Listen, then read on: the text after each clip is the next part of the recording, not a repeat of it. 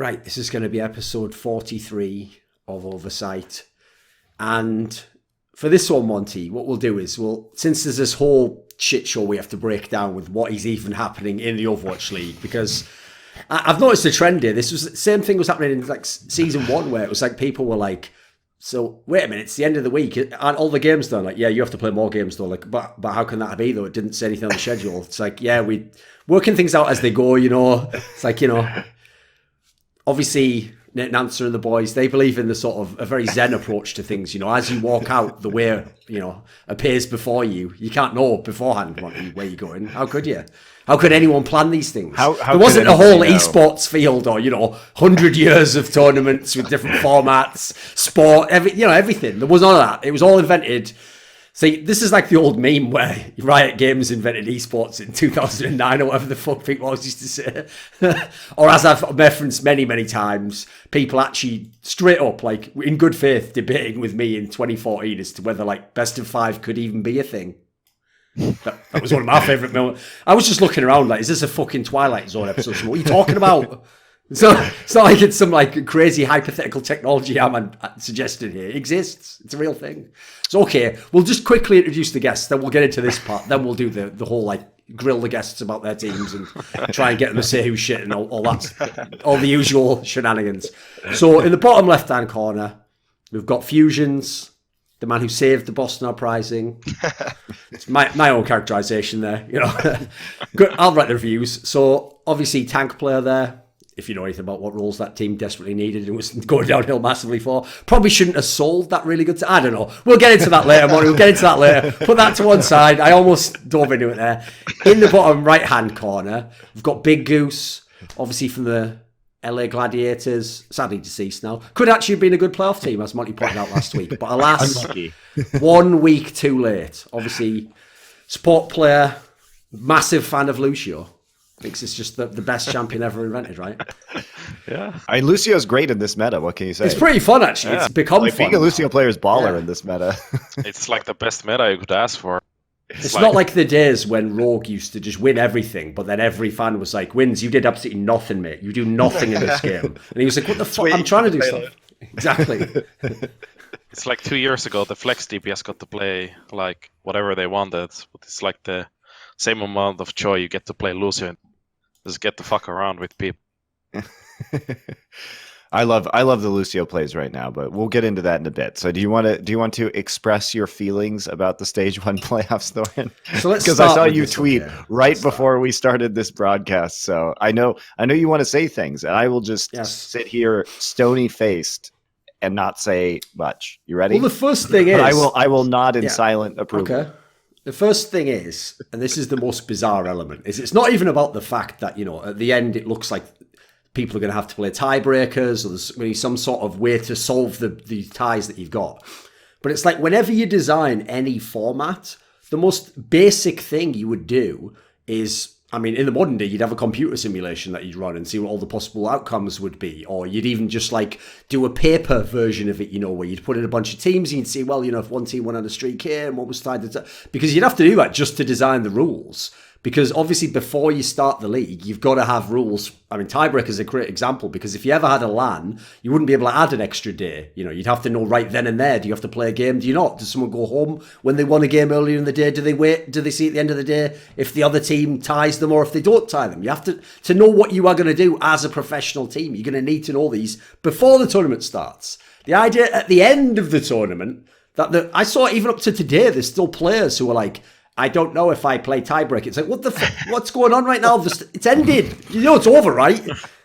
Are they in or are they out? What is this? And then you see the player. I love the playoff bracket as though the season isn't even over. Like, oh, we've locked in some of the spots. Wait a minute, all the teams are in the playoffs. Like, well, about that. And also, another factor is tiebreakers are one thing if it's the team going through or not going through. Because like that's a really important tiebreaker. Obviously, let's see who's in the playoffs. Let's see who's not in the playoffs.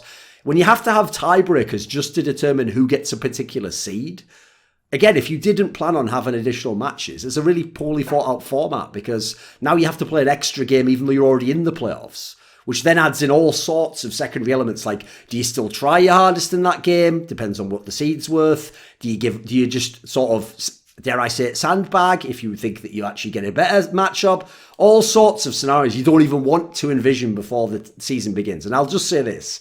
We actually, in Counter-Strike, got rid of round robins many, many, many years ago, pretty much at the beginning of CSGO. I think it was 1 year into the game. Because we always had group systems as our first phase, we went to the GSL system, the famous dual tournament, basically a double elimination with just 4 teams. And the idea of why we did that was that there's no ties possible. Because obviously, like, one team goes straight through, wins 2 matches, one team gets eliminated after 2 matches, the last 2 teams play out for the last spot, and there you go. There's never a tie, there's always an identical number of matches, and the whole reason as to why we'd gone to that from 1.6 is we used to always use a round-robin format. And even though this is called a league, a round-robin basically just is a league. You just play everyone else in the group, and in this case, the group's really big, it's a league. So the problem is, any sports league you'll be aware of, NHL, baseball's obviously the most ridiculous, Premier League, they try to make it a really big sample size. And this is one of the reasons why, so that you can never have ties. Like, obviously, in things like football, you don't play a tiebreaker anyway. They have a very advanced tiebreaker rules. But I can just tell you, whenever you have a small sample size one like this, round robin, you will almost inevitably get ties. Like, even if, for example, like I said here, sometimes you'll get ties that aren't even to go through. It's like 2 teams are tied for the top of groups. So who wins the group? So the problem with that format is, I almost have to believe whoever designed it has never seen one of these run out, because almost everyone I see in Counter-Strike has some form of tie. You have to be, it has to be almost perfect to not get that. I think it was very predictable that this would happen. I partially blame myself because I feel like, given my experience, I should have realized that this was a likely outcome. As far as I know, they have not announced yet. Probably, of course, they're going to do this after the show is recorded, but they have not announced yet the plan for dealing with the situation, the situation is as follows. Currently, the Philadelphia Fusion and the Toronto Defiant are tied for 3rd place, and Shock and Dynasty are tied for 6th place. Now, here's the thing. I do agree with you in principle for this stage, Thorin, in that, yes, it sucks to have these small sample sizes, but at the same time, the longer it goes on, I think you would theoretically have more tiebreakers, because if we had another stage, for example, if the tiebreaker was, okay, match record, then map record that stage, then you could go to match record overall, potentially, or map record overall is another tiebreaker, right? For the whole league, not just for that stage. You understand what I'm saying? You mean when we get to the final playoffs? No, when we get to stage 2. So let's say the same scenario happened in stage 2, right? Because we're still going to have 7 games in stage 2 for each of the teams to play. As in, you can use the information from stage 1 to help with the tiebreakers? You add the information from stage 1. So you do season playoff standings as a tiebreaker in some way, right? So I do think it's not going to be this bad moving forward, but obviously for stage 1, this is really hard because it's all of the data that we have. And because we haven't... But is that actually in the rules, what you just suggested? I don't know. Because there's the problem, right? Like, I don't know if anyone's unaware of this, but a classic debate we always have in esports, it shouldn't even be a debate, is when you find a rule that's bad, people start debating like, oh, should they change it now? It's like, well, definitely don't change it now. The tournament's already begun. What are you talking about? It was in the rule book. Like, what if someone had read that rule? I mean, I know you couldn't really strategize for this, but what if someone read that rule and that's what they were operating under the assumption of? You can only change the rule, unfortunately, next time.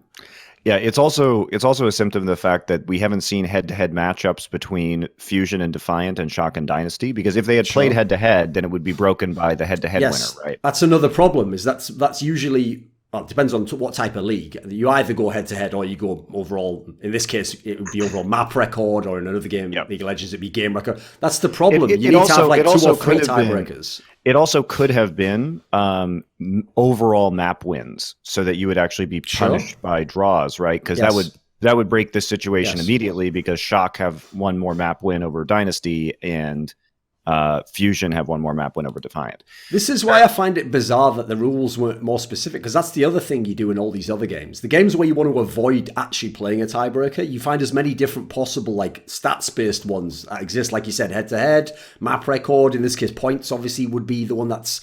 it could be different as well, because that runs on that, right? Yeah.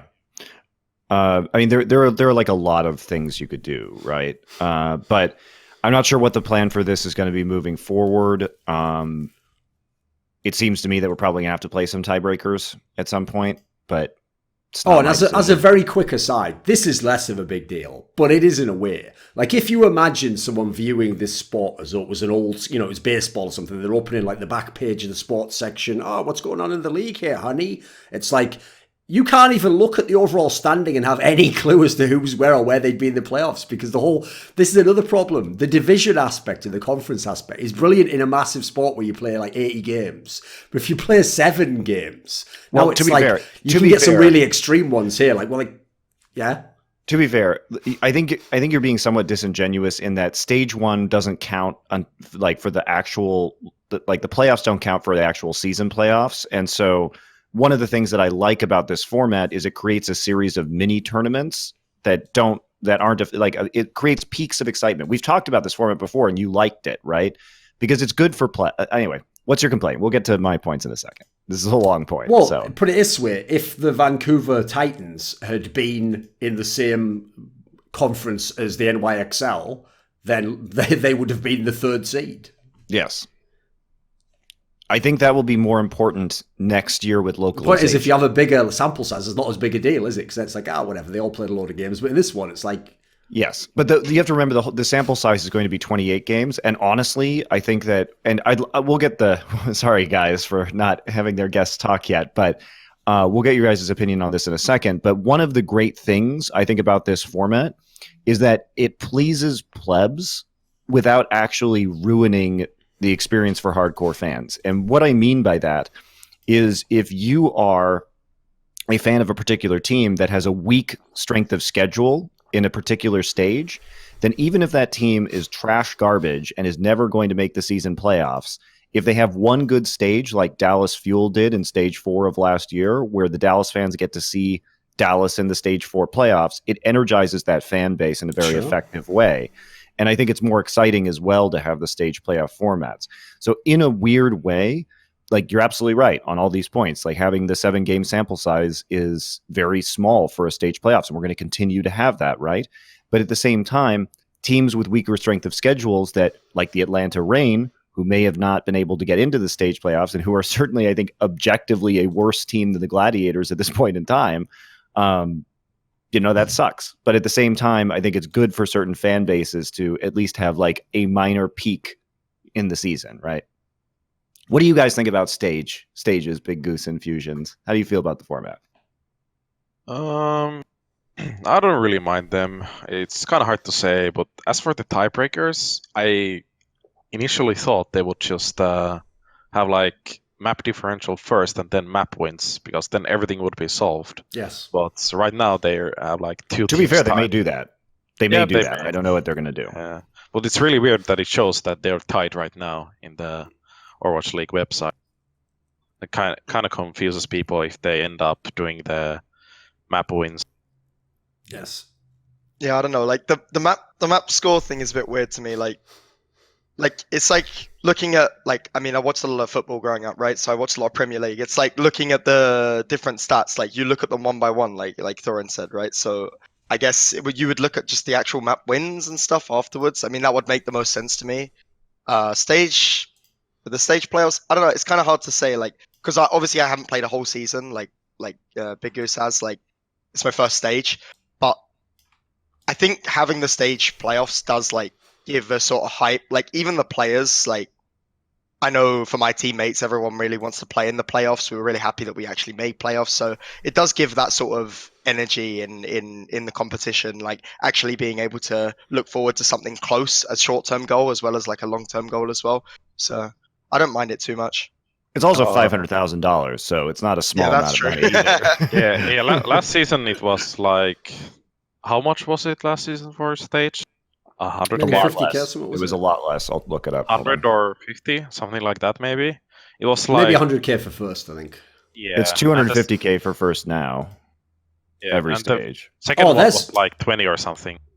Yeah, it was a big drop off. I know that. The one thing I want to say, though, I forgot this as well. Actually, the real big knock on as well, probably the biggest killer for me about this, is if you are a purist and you want to see really good playoff matchups, well, nobody knows who fucking plays who. There's only 2 teams know who they play each other at the moment. So the other teams can't possibly know who they're practicing for. That's a problem. Yes. Even if you say, well, the stage playoffs is not the overall thing. It still matters. Like, that's the whole thing. The hype is I want to see a great matchup there. Well, I think you will see a great matchup. That's the thing, is like, that's what I'm saying is really good. Because what I like about this format is that it is a normal league format, which can get boring, right? But it's cut into these smaller chunks that have hype tournaments at the end for money. So I think we do get interesting matchups. And for me, too, one of the things that I like is that we've gone down to 28 games, which means a lot of teams, the Atlantic and Pacific Division teams only play each other once a season. If we didn't have stage playoffs, we'd have to wait till August to see Titans versus NYXL, and it would be an entirely different meta. I want to see them play in this meta, right? I think you missed the point. The point is the teams who are like fifth and fucking whatever, whoever plays fifth, they don't know who plays each other, Monty. Oh, How can they be practicing for each other? They can't. No, I know. So basically, I'm about 5 teams they're just practicing for 4 other teams. What sort of world is that? It's only one matchup, missing right? that point. Like the only matchup that's confirmed is us versus Titans, right? Boston Titans. So. There's not a single other matchup that's everything else is confirmed. like No one knows. There's 2 third place teams and 2 sixth place. Just practice for everyone. Just practice for everyone. Well, we know we're playing Titans at least, so we can practice. I mean, imagine if one of those teams in the playoffs had been the Chengdu Hunters, and you don't know if you're practicing against them or all the other teams. That seems reasonable, doesn't it? And then you get drawn against them, you're like, well, GG, what the fuck? We would spend all the... Logically, we would never put all our time into practicing for them, would we? A day before playoff start, you're playing Chengdu Hunters.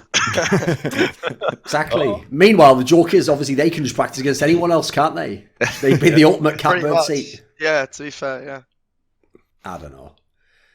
Anyway. Look, it's obviously... I think it was a very avoidable situation. I think that I would consider myself partially responsible for this situation in that I am one of the people that knows esports very well, and this was foreseeable, and I was not paying attention to it. So I feel like that, hopefully this will be handled well. Usually I will say that when things like this happen, I'm usually happy with the way that the league handles things. They're pretty reasonable about it. So whether it's going to be, I think either way, I would rather, personally, if I was choosing, I would just do the map wins, because I don't want to play those extra matches and take away hype or anything like that. You know what I mean? I would agree, because first of all, it could instantly solve the problem. We can get on and people know who they're playing. They have time to practice. Yep. But you know what, Monty? I'm going to go ahead. I'm going to go against the grain on this one. I'm going to predict. Are you ready? Because for some reason, right, I've noticed a trend with anyone who's an official, a referee, which is, if possible, just like in the now infamous NFC Championship game, if possible, referees do not want to be the one who decides who goes through in a scenario. So since the rules were not written down, I'm going to predict, are you ready? I predict the tiebreakers will be played the day before the playoffs, meaning nobody can know who's playing who, and the entire thing's basically the worst of all scenarios. All sponsored by a man, Murphy, and his lot. So that is possible. What I will say is I doubt the league wants to do that, because it's very expensive to open up the studio for another day of potential broadcast, because these matches would have to be broadcast, right? And also, I think that if all the teams that are in ties agree to that scenario, but at the same time, it's possible that the Seoul Dynasty will not agree, because I think they would rather try and fight San Francisco Shock in order to avoid playing New York. Of course. So yeah, that's part of the problem. Because I think it's not in the rules. You have to agree, basically. Yeah. What do you think, BigGoose? Yeah, I think whatever decision they're going to make, they have to make it today and announce. Yeah, they probably will. Of course, it's going to happen right after we're finished recording here, so we just all sound stupid. Probably. Sorry, we'll just record a whole bunch of different endings, and then we'll put it in, and whatever happens, we'll just be right and be like, "See, I told you, Monty. Actually, what we'll do is decide today." And then everyone will know, you idiot. Well, you suggest that. So there we go. And in that version, you play the straight man again. All the pros and cons of each one. But yeah, there's a lot of possibilities here. Maybe the teams will agree just to do it, the way where we have the map scores and we can move on with our lives. But I don't know if I'd do that if I was the management of the Seoul Dynasty. So... And they have every right, to refuse doing that. So yes, That's part of the problem there, is that if even if they say, well, if everyone agrees we'll do this, if you are one of the teams and you in any way will be hurt or would benefit from this not being decided by that, just say no. Yeah, there's also no obligation to. The other problem is like, so if you're the Philadelphia Fusion, you may also not want to play San Francisco. So the problem is, so here's the other issue. Pretty sure no one wants to play San Francisco if I had to guess money. But. Yes. So here's the other problem. If you do not play these matches at exactly the same time. So in the NFL, so in American football, what happens on the last day of the regular season is any match that could be thrown for seeding, in theory, they will play all of those games simultaneously. Right? So they'll reschedule all of the matches that could affect playoff seedings to the same time block so that no one can throw, if you're following me. But the problem here is, let's say, for example, that we have these two matches back to back. And first up, we have the San Francisco Shock versus Seoul Dynasty. San Francisco wins. They're going to go ahead and cement the 6th seed. All of a sudden, Philadelphia Fusion versus Toronto Defiant could turn into a throw fest. Like, both teams could try throwing super hard to avoid the 3rd seed and playing San Francisco. That's a thing that could happen, right? I mean, the loser would have to play New York. So, but it's still like choosing the loser would have to play Reign. The loser would play Reign. So if you're in that scenario where you can throw to avoid San Francisco, I'd do it. Right? You don't even have to throw. You just have to play a 3 out of 5 game. That happens. Just some money. Sometimes I come along. Yeah. Sometimes I'm not motivated. I'm just saying that if Shock Dynasty happens first, that Fusion Defiant game could be really weird. All of a sudden, all the teams pulling up Washington Justice Fords trying to get tips from the Masters, of course. It's going to start copying Chengdu Hunters, and suddenly no one knows what's going on. Well, the irony there is, like, if Chengdu Hunters didn't exist, but you just in this last tiebreaker game did any of the shit they did this season, everyone would be like, "This is a blatant throw, get them out of the league." But like, that actually was what they did. That was really their strategy. And it even worked once or twice. 3 times, in fact. Well, sometimes they did play vaguely reasonable, It wasn't always pushing it to the limit. I give them some credit. Right. Let's talk about the different teams then before we get into this. So, BigGoose, commiserations. The Gladiators aren't going to be in the stage playoffs, obviously. So let's talk with your team first then. So, sure.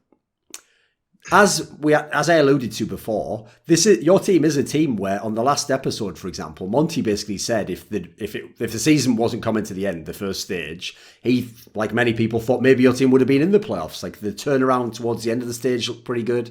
How do you think the stage has gone overall? I think middle of the stages we had some bumps in the road. I think there were like communication issues mostly. I don't think there were any major things we didn't know about or stuff like that, but I think we ended the stage on a like very good note. We managed to solve our problems. Like, it would be worse if we won the matches like a week before and we ended on like what we did on week, like losing 2 matches and not knowing what was wrong. Like, after that week 2, everyone was kind of like, what's wrong, and we were kind of like hoping for that. Like, after the matches when we started our first scrim, it's like everyone was hoping for that answer, but there really was no answer. It was just a bunch of small things from communications that kind of like made us like just better, I guess. When you say communication, can you describe it more? Like, was it a shot calling issue? Because from watching your team, statistically you guys were always very good. It's just you would throw fights because like Roar would charge off into oblivion. Void would fly around and get demech'd by himself. There'd be always like one of your tanks just go missing from a start of the fight. Was there some issue with like the Korean to English stuff, or what was going on? I don't think it was like a language barrier issue. It was more about, I think, being on the same page, and maybe we were hesitating a little too, like on some of the calls we made, like not being confident and just doing it. I think it was probably the biggest difference between our matches and our like scrims against other teams. Because a lot of the teams were saying that you guys were finally cashing in your scrim bucks, that you were one of the best teams to play against in scrims. Do you agree with that, Fusions? Have you been playing against the Gladiators? Yeah, Gladiators are really good in scrims, 100%. I mean, they were like definitely like one of the top teams. I mean, the other team that probably was like really good at scrims but didn't really show it on stage was Spark at the start. But I don't know if they didn't progress as much, but Gladiators definitely did progress as well. So from the times that we scrimmed them, they were looking like one of the strongest teams in GOATS, at least. At least when we were playing in Spark, they were playing a bit like more off meta things. And when they stopped doing that, I think they stopped like winning scrims more often. I think they stopped winning entirely, pretty much. To be fair.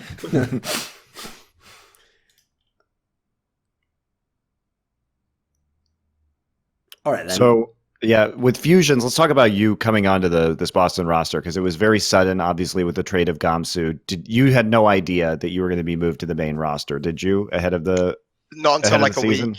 It was about a week and a half before I actually got moved up that I found out that. So I knew a little bit in advance, like before the season actually started, but because I wasn't in LA at the time, I didn't really get to practice. So it was still kind of sudden. Like I just had to get ready to move straight away and get straight out here, pretty much. So how was that? Obviously, joining this roster and that you hadn't really scrimmed with before, 5 days before the start of the season, especially with you, who is a very vocal shot caller. For those who haven't been to the arena in Burbank, basically in LA, like they have the player cams underneath all of their desks. And if you just, I watch you sometimes while you're playing Fusions. He means that they have the monitor in front of the stage below where the player is, just so there's no confusion with that statement there. Right? Continue on. No confusion. But they always have the players' faces live on the stage, and you basically never stop talking in a match. No. Yeah. I mean, yeah, I'm a person that like communicates a lot. I kind of we got into Boston like the first day was like feeling out where I could put myself in the comms, how much everyone else talked, and I quickly figured out that me and also Axiom, so my counterpart who at the time was playing Zarya, are like very vocal players. Mine being more in terms of leadership and him being more in terms of like he just communicates a lot. But like straight away I could feel like there was something missing in the comms, so I kind of stepped up into that role, and the coach is trying to push me as well to be like shot caller. So I'm basically always talking unless someone else wants to talk over me. And like there's never like a moment obviously in Overwatch where no one isn't talking, because it's so fast. Like there's always something happening. So if no one else is talking, I'm always talking pretty much. So are you basically, or who is the one who's managing ult economy for you guys? Like who's tracking ults? So I mean, I think generally in any team, like everyone tracks to an extent, but obviously Kellex is generally the person that tracks it. After a fight ends, Kellex will be like, right guys, shut up. What like I'm like they have this, they use this. I fill in basically whatever Kellex misses. Other people fill in as well, and then I usually call what we want to do next fight, unless like Note has a play with a bomb that he wants to do or something like that, and they want to call something else. I was actually talking. So when I made an analysis video about some of your strats against Soul on Temple of Anubis, and I was talking to Note and Shake, your coach, and they said that you're hiding the Reinhardt strat on your defense to like fake Winston goats before they could see what exactly you were running. Yeah. Where you charged in and you guys made a really good play at the choke point. Yeah. That you said he said that was you making an audible in game in order to move to that strategy. Is this something you do a lot, like trying to adjust on the fly and create these like confusing situations for teams? Yeah, for sure. I mean, it was like mostly week 1, 2, 3. I did the same thing against NYXL week 1. I remember in the match, because on like maps like 2CP and like hybrid maps, you get these first points where people in a match, if you've already played the defense once, people will assume that you're running something else. They'll assume they know what you're running, right? So when we played against Nixel, they blocked in Ryan the second time round without even scouting our comm. But I kind of figured that they were going to do that because they knew that we were running the Winston goats, which is obviously weaker against Ryan. So I just called, we're going to go for the Ryan. I'm not going to show, so they don't know that I'm playing the Ryan. So they have to, if they want to scout it, they have to walk out for 20 seconds before they actually see what we have, So, but then obviously if they just run straight into us, we have the massive advantage there. So it's kind of just like reading into what you think your opponent's going to do and then adjust around it pretty much. Okay. Obviously, this is something where I don't know what information you might have on this, but were you ever given any kind of insight as to why actually Gamsu was basically shipped out from the team? Because obviously he went to the Shanghai Dragons, which obviously wasn't like a team that in theory he wanted to go to. Like I remember seeing that they did an interview with him right after he'd been sent there. He was just sort of like, well, you can imagine what his expression was like when he found out he was going to play for the Shanghai Dragons. was actually not bad this season. They're all right, but put it this way: when he was going there, he obviously wasn't thinking, "This is brilliant, probably going to win the Overwatch League." So he didn't. Put it this way: it didn't seem as though he'd like forced his way out, Monty. By the way he responded in this interview, like he didn't look overjoyed. So. Look, I just see this as the final chapter in Gamsu's esports world odyssey, where he started in Korea, went to Europe, went to North America, and he's got one major region left, and that's he's got to go play in China now. You know, he did it in League of Legends. He went to 3 different regions. Now it's time. It's time for him to take another journey, right? Yeah, I think actually here's an esports historian. Can you think of any other player that has played on teams in all 4 regions? There will be someone in League of Legends, but I'm not sure who it would be. Let me think. There'll be someone in League of Legends, I've no doubt did it, but it'll probably be some not as well-known player. It's pretty cool. Yeah, it's pretty... No. I didn't even think about that. At least for the Gamsu thing, at least from an outside perspective, like for season 1, Gamsu lost like one of the core members of Boston Uprising. And it seemed really weird they would trade like one of their core members like just before the stage started to Shanghai. Like it seemed really weird, but it seemed to work out in the end. But from an outsider perspective, it looked like pretty weird. But knowing that like Fusion was like a very good run already, I kind of knew that they probably wouldn't have problems in this meta. And maybe they won't have in the future metas. But it was like, how's your Winston? Maybe a little like confusing. Yeah, we don't even know what's going to happen in terms of tank play. I assume it depends on what the meta is first. Everyone's going to expect. Me and Axiom will probably split playtime and scrims, decide who's going to play. But yeah, because the Gamsu situation was kind of weird. I didn't really know anything about it, to be honest. I knew, I told you, like, I knew a week and a half before that I was actually coming here. I didn't know the reason. Obviously, it made sense once the Gamsu thing was announced, but I had no idea. I never sat in on scrims when Gamsu was there. I never watched him, so I don't know. The only thing I had to go off of was playing against them when I was on Uprising Academy and against the main team in scrims. And the only thing that I do know was I know that Axiom was starting 100% of the time before. Right. So I don't know what happened. I assume it was because of the Rhine difference, but I honestly haven't been told anything about that. I have no idea. I just came in straight after he was gone, so I never even met him while he was still here. I've only seen him. It was also that Fearless suddenly had to go back to Korea too, so they were sort of left without a competent main tank, which makes sense as to why Shanghai would be really looking for a player. And clearly, like if you're going for an all-Korean roster, Gamsu can slot right into that. Gamsu's a great tank player. And I assume Boston got a nice buyout for him. It just seemed like the right place at the right time where Boston could charge a lot of money to Shanghai to transfer the player when they had you and Axiom already there. So I think it makes sense. It makes sense for the Dragons, makes sense for Boston. Yeah. I mean, Dragons really needed someone, so. Because that was the reason I was so, aside from the fact he was on Shanghai Dragons, the reason I was so surprised he wasn't happy is because, like, from the outside, it looked to me, because again, there was no, like, reason analytically to think why he'd sell this player. I thought it was something to do with, like, the after effects still rippling out from the whole cross-team move, where if he supposedly was in so deep with all the Koreans in the team, we've already seen what happened to Neko, we've seen the team gradually pull apart. Gamsu would be the last piece to go in that sense.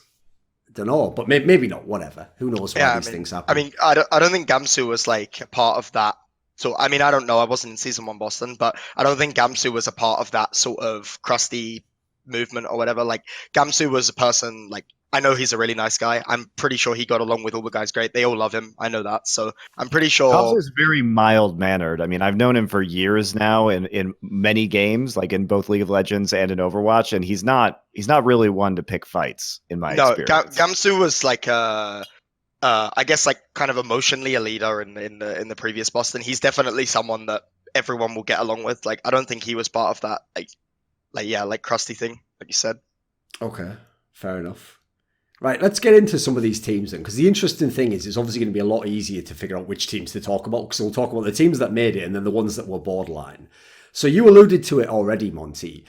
The one downside of having the season stage at the end get decided, but the fact that you have such a small sample size means that like the games you played in week one, unlike in the past, they are insanely important. And so you end up with, for example, just as on the one hand we were saying, oh, maybe the Gladiators could have been a great playoff team, but they didn't have the record for it. The team that really stands out here as like, how did they get into the playoffs? If you watch the last few weeks, is the Atlanta Reign, because this was a team that, I put it this way, of all the teams in the playoffs, they're the ones I'd want to play immediately, as soon as possible, please, in the first round, if I could, before they figure anything out, get it better in any way. Don't want them to learn anything about the game. Come on, what do you think of this team, mate?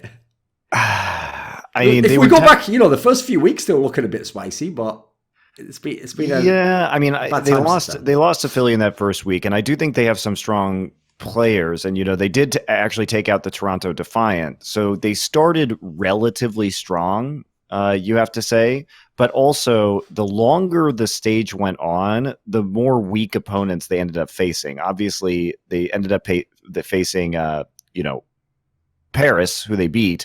They got absolutely slammed by the Gladiators, and then they go into this final week of competition and they have to play against Chengdu and Houston, which are not the toughest opponents, and they lose one of those matches to Chengdu. So, to be fair, there is like a little bit also of like chicken and egg there, Monty. Like, to be fair, Paris was considered a good team till they lost to teams like the Atlanta Reign. Like, until they got smacked by the Reign. Sure. This is true. Yes. But at the time, we had only 2 Paris matches, because Paris only played 2 matches in the first 2 weeks, 1 a week. So it was really hard to get a read on them. And yes, that was the start of Paris's downfall, which we can go into later. But I think what was really intelligent about what the Gladiators did, and I want to talk to BigGoose about this, but from I also talked to one of your coaches, John Galt, about this. But when you guys came into that match, one of the things that made Atlanta stand out was that Pokpo was number 1 in terms of Rhine damage per 10 minutes in the league, and Erster was number 1 in terms of Brigida damage per 10. And even though Defran had a lot of final blows, which means he was getting the killing coup de grace in some of the in the game, so he had very high final blows per 10 minutes on Azari, his damage was relatively low. So the play style of Atlanta was having their tank line do a lot of the initial damage and then have Defran come in and just right-click a bunch of people at the end. And so what the Gladiators did, I thought that was very good, was that they basically ultra-pressured Pokpo. So if he's not swinging, he can't deal the damage for Defran to finish people off. So it actually ended up being super good, because I noticed you guys were just like basically just throwing the Discord orb on Pokpo, the Reinhardt, the entire time, and just like creating immense amount of forward pressure on him. Was that your game plan going in? What was the strategies you guys used against Atlanta? I think that's kind of standard for us, is to focus Ryan more than others, unless someone's like being a Divas has an off angle to a Ryan. We don't really try to hit things like outside the shield. Like Defran also likes to take like small angles behind the shields where he doesn't go as much as Sinatra does, but like it's a little noticeable, and we went over this and we tried not to get like confused by the fact that Defran might do this. But then if you just focus the Rhine shield, then there's no way the Sari can do that. I think overall our plan was pretty simple, which is just to break the shield and see what kind of advantages we can get after that. It wasn't effective. It was a super effective strategy against the way Atlanta play, though, where they are. If Pokpo has to hold his shield the whole time, then they can't deal enough damage as a team to kill you in GOATs. So it ended up working super well. Whether that was the way you play against every team, but the stylistic matchup against Atlanta, I think, was particularly good. Yeah, we were like obviously like aware of like their playstyle and our playstyle, which is why we didn't really have to change much. But I think what other teams probably do more than we do is that they tend to focus things outside the Rhine shield a lot. But against teams like New York, it doesn't work like that. So it's like, I think you just have better consistent results if you focus like Ryan. I think even against the matchup with Charge, I was looking at the VOD, and Shu had like 30% more on Xenold than Shaz because he was shooting. He was always trying to shoot people behind the shield and stuff like that, people outside the shield. We ended up winning their like shield war often, but they just like tried to get picks or something. But I think we ended up getting more value just doing the same thing together. How does it feel as a Reinhardt player in this meta of fusions? Do you agree that that's the best strategy in most cases? Is just to focus Rein shield instead of trying to save your Zen right clicks to see if anybody peeks the shield, or is it more team dependent?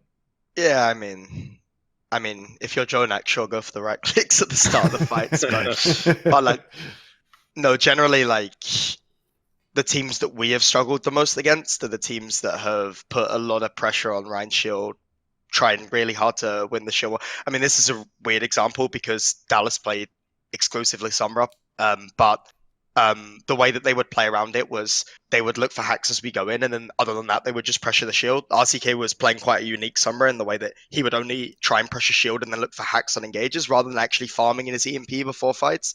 So, yeah, the teams that we have struggled the most against are the ones that put the pressure on the shield, and it feels really bad when you're like just constantly backpedaling, and then it's like, oh guys, my shield's gonna break, we're forced to go in. I guess we're going in now. It's like I have no shield left. We have to do something. So it's like if you lose shield when their Rein is still at like over 1,000 on their shield, it becomes like almost impossible because you're forced to either engage or you're forced to backpedal all the way off of a point, and so like you can't really do anything else, so you're forced into like two play styles, and it's really rough after that point.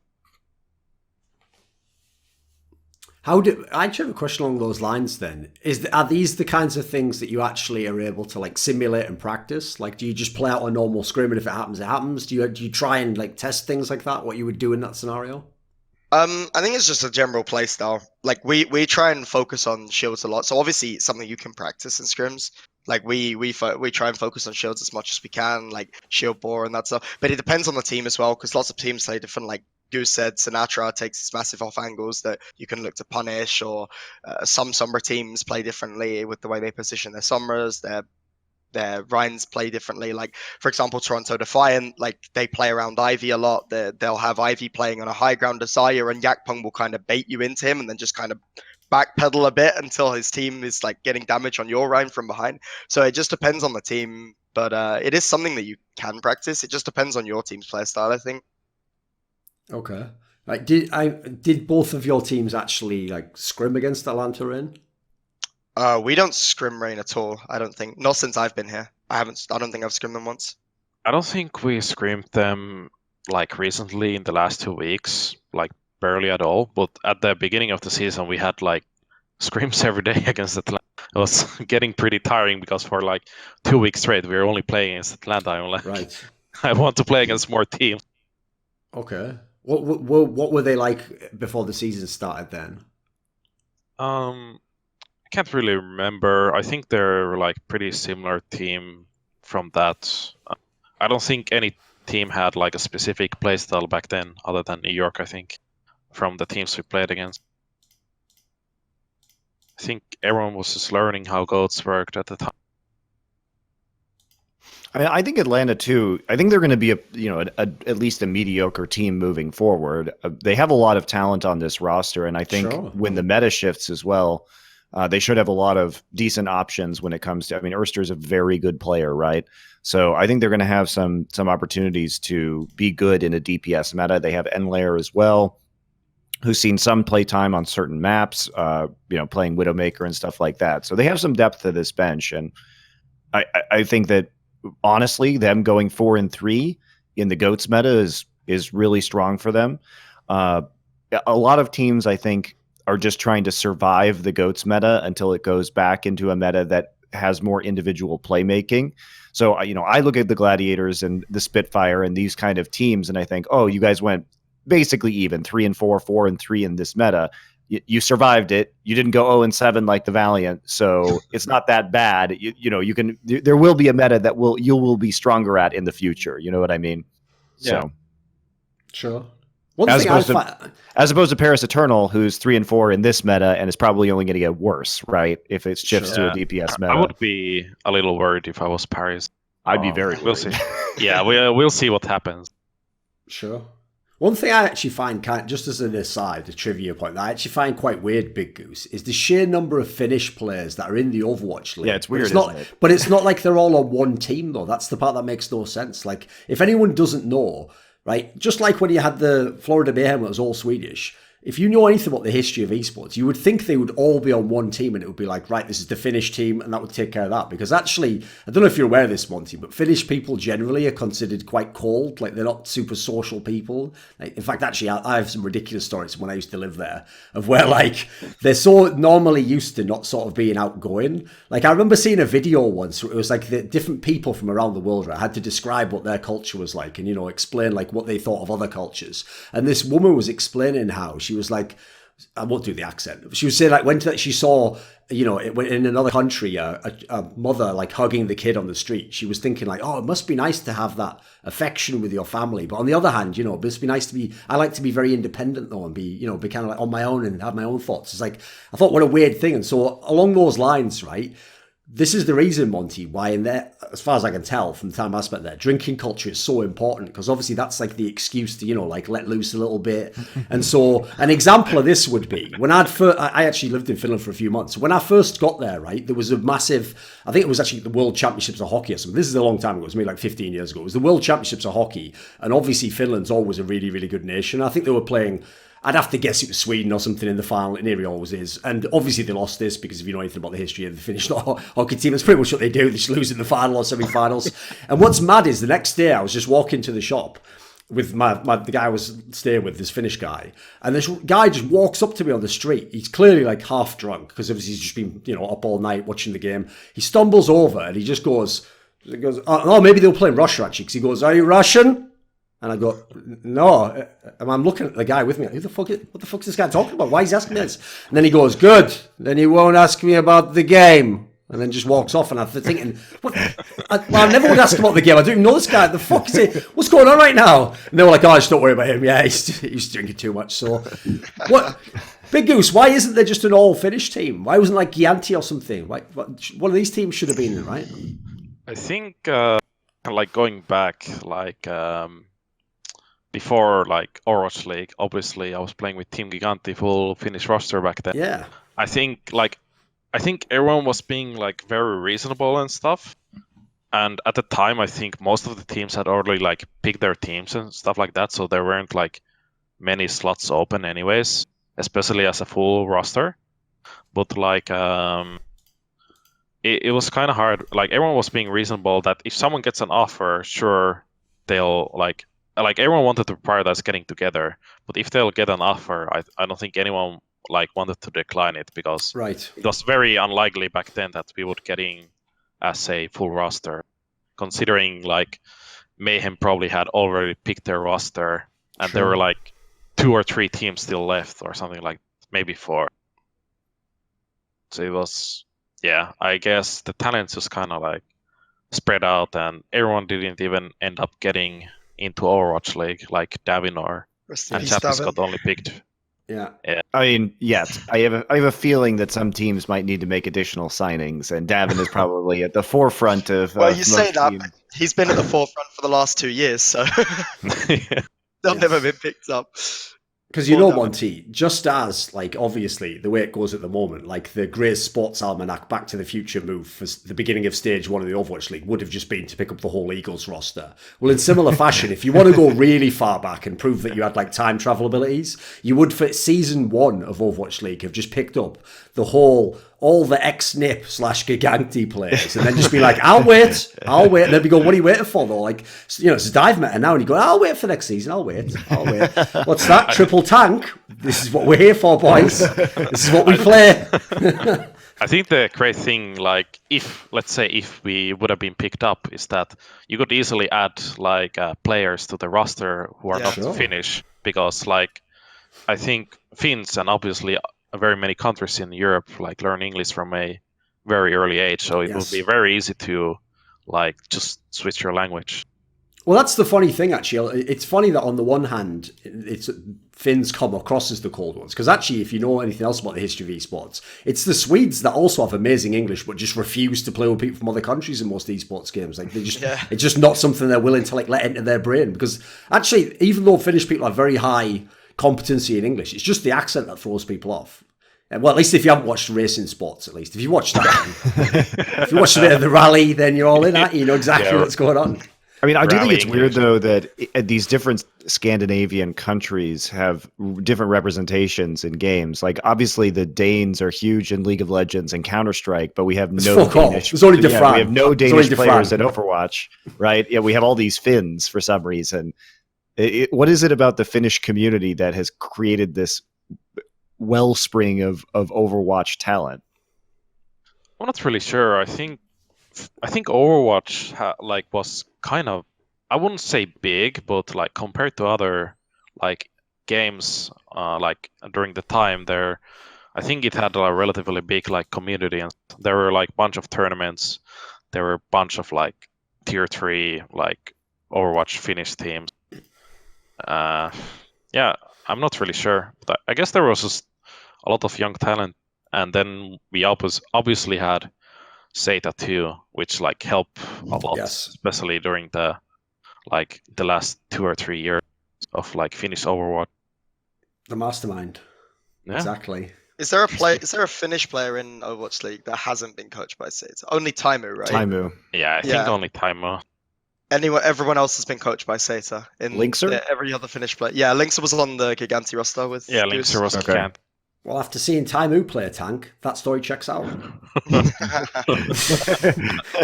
have any clue what he was doing, did he? So I want to talk about coaches now that you bring up Zeta. I want to talk about coaches because I think both of your teams have very good coaching staffs, and we look at Boston. So Boston added Gunba from the Valiant, the Australian coach. You guys have Shake and Minnie.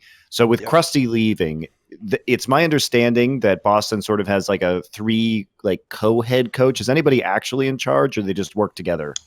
Shake is the head coach. Okay. At least by title. I mean, they all do different things really.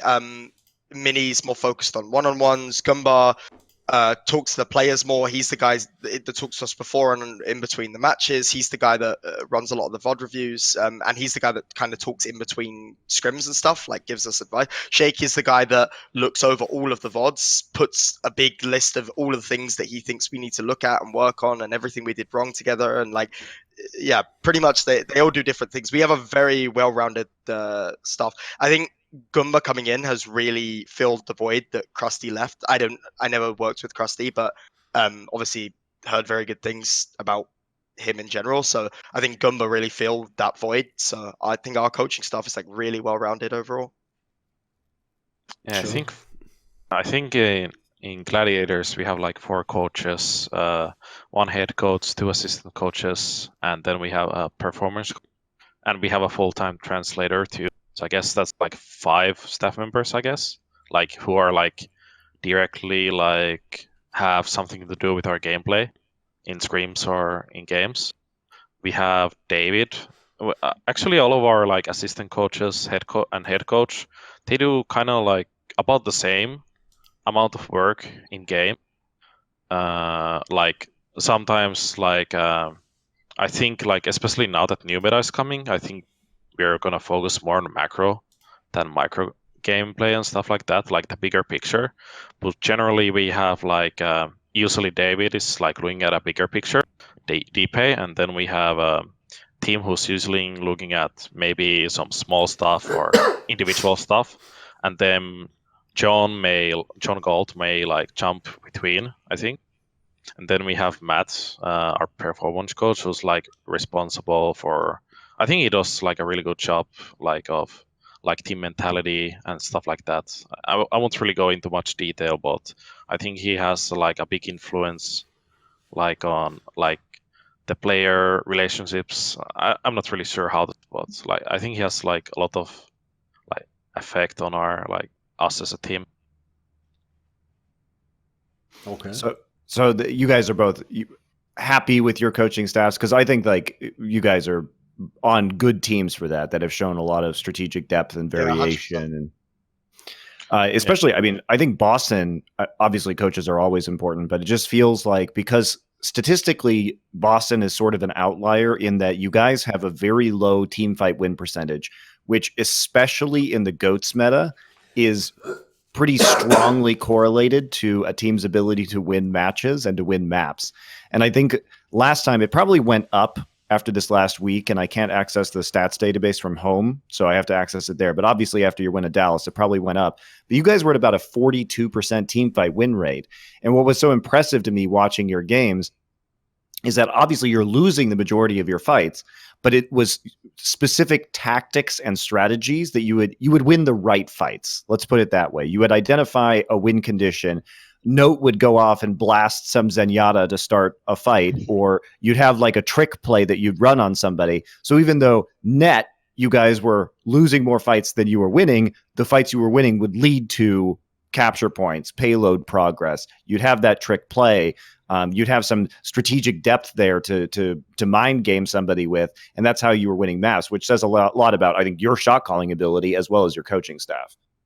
Yeah, we had a lot of like little set plays, like stuff that we did. We had something called the shake split, which was something that Shake devised, which was where in games we would have against teams we knew played closer to their Rhine and further away from their Zens, we would have something where like Note and Kellex would go and speed onto the Zen while we baited and pushed out so that they could kill a Zen instead of looking at their tanks like most teams do.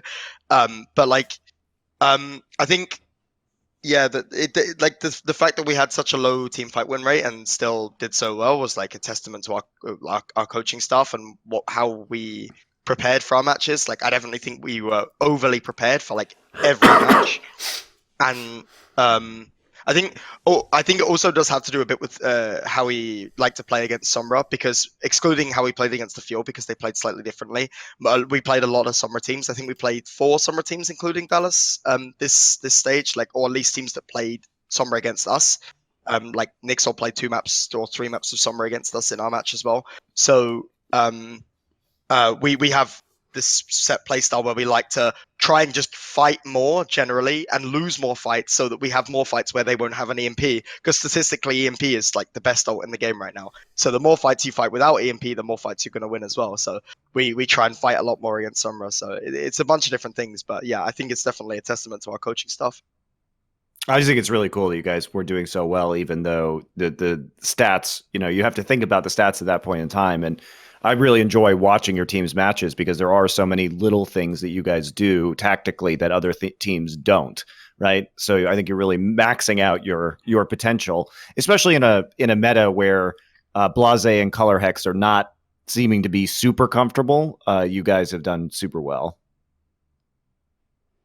Right. We should obviously then talk about Vancouver Titans, since that's who Boston will be playing. So I noticed it just actually so happened, this is pure happenstance, that like the teams who didn't play on the last week, a bunch of them were teams that actually like were some of the best teams anyway, so those ones were already going to be in the playoffs. So like, if anything, it almost set the hype up. So then what you then got to see, Monty, was the last game was just the Vancouver Titans. Like, we are going to stomp most of the teams in this league. So if you thought this team was any good, fuck this team. Right, now on to the next.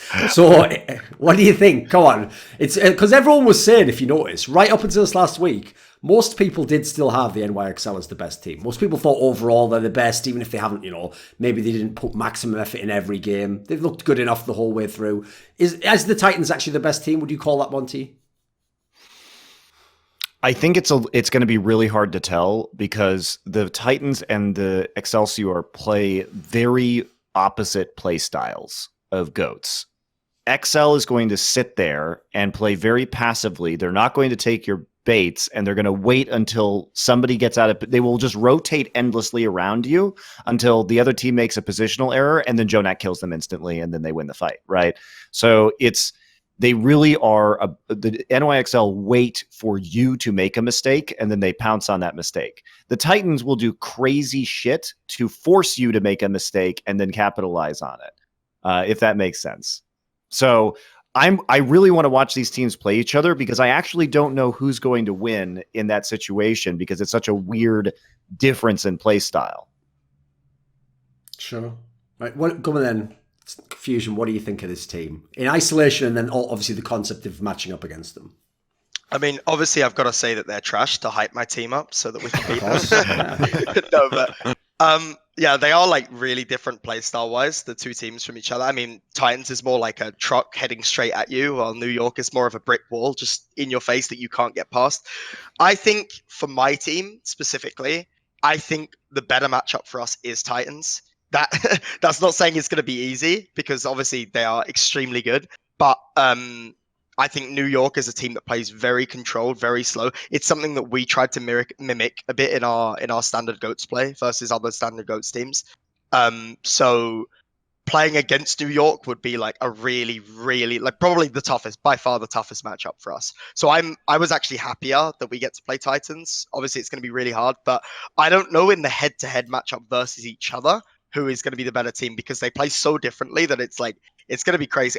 If I had to predict it, I would give it to New York, but I might also be biased. I think New York are really, really good. So sure, is that a team? Have you actually practiced the Titans?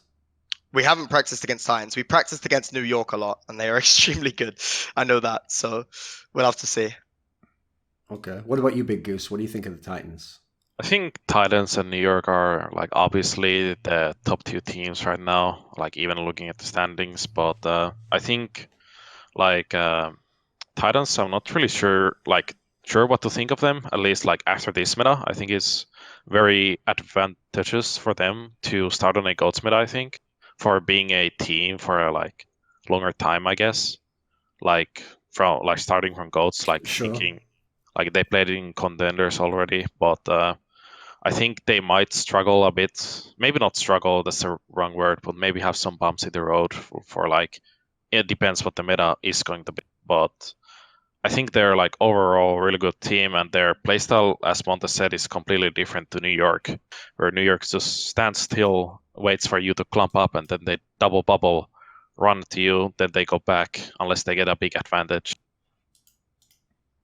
So I think what's interesting about the Titans is that their last match yesterday against the Charge, they were pretty much just like trolling by the end and running Haksal on Genji. And I think it was a preview of things to come because I really don't think the Titans are going to slow down that much. Maybe they will a little bit because at least a lot of the Overwatch League teams have more experience playing more standard metas, right? 2-2-2 metas than GOATS, and they came in, like Goose is saying, with a lot of huge advantages in terms of GOATS experience.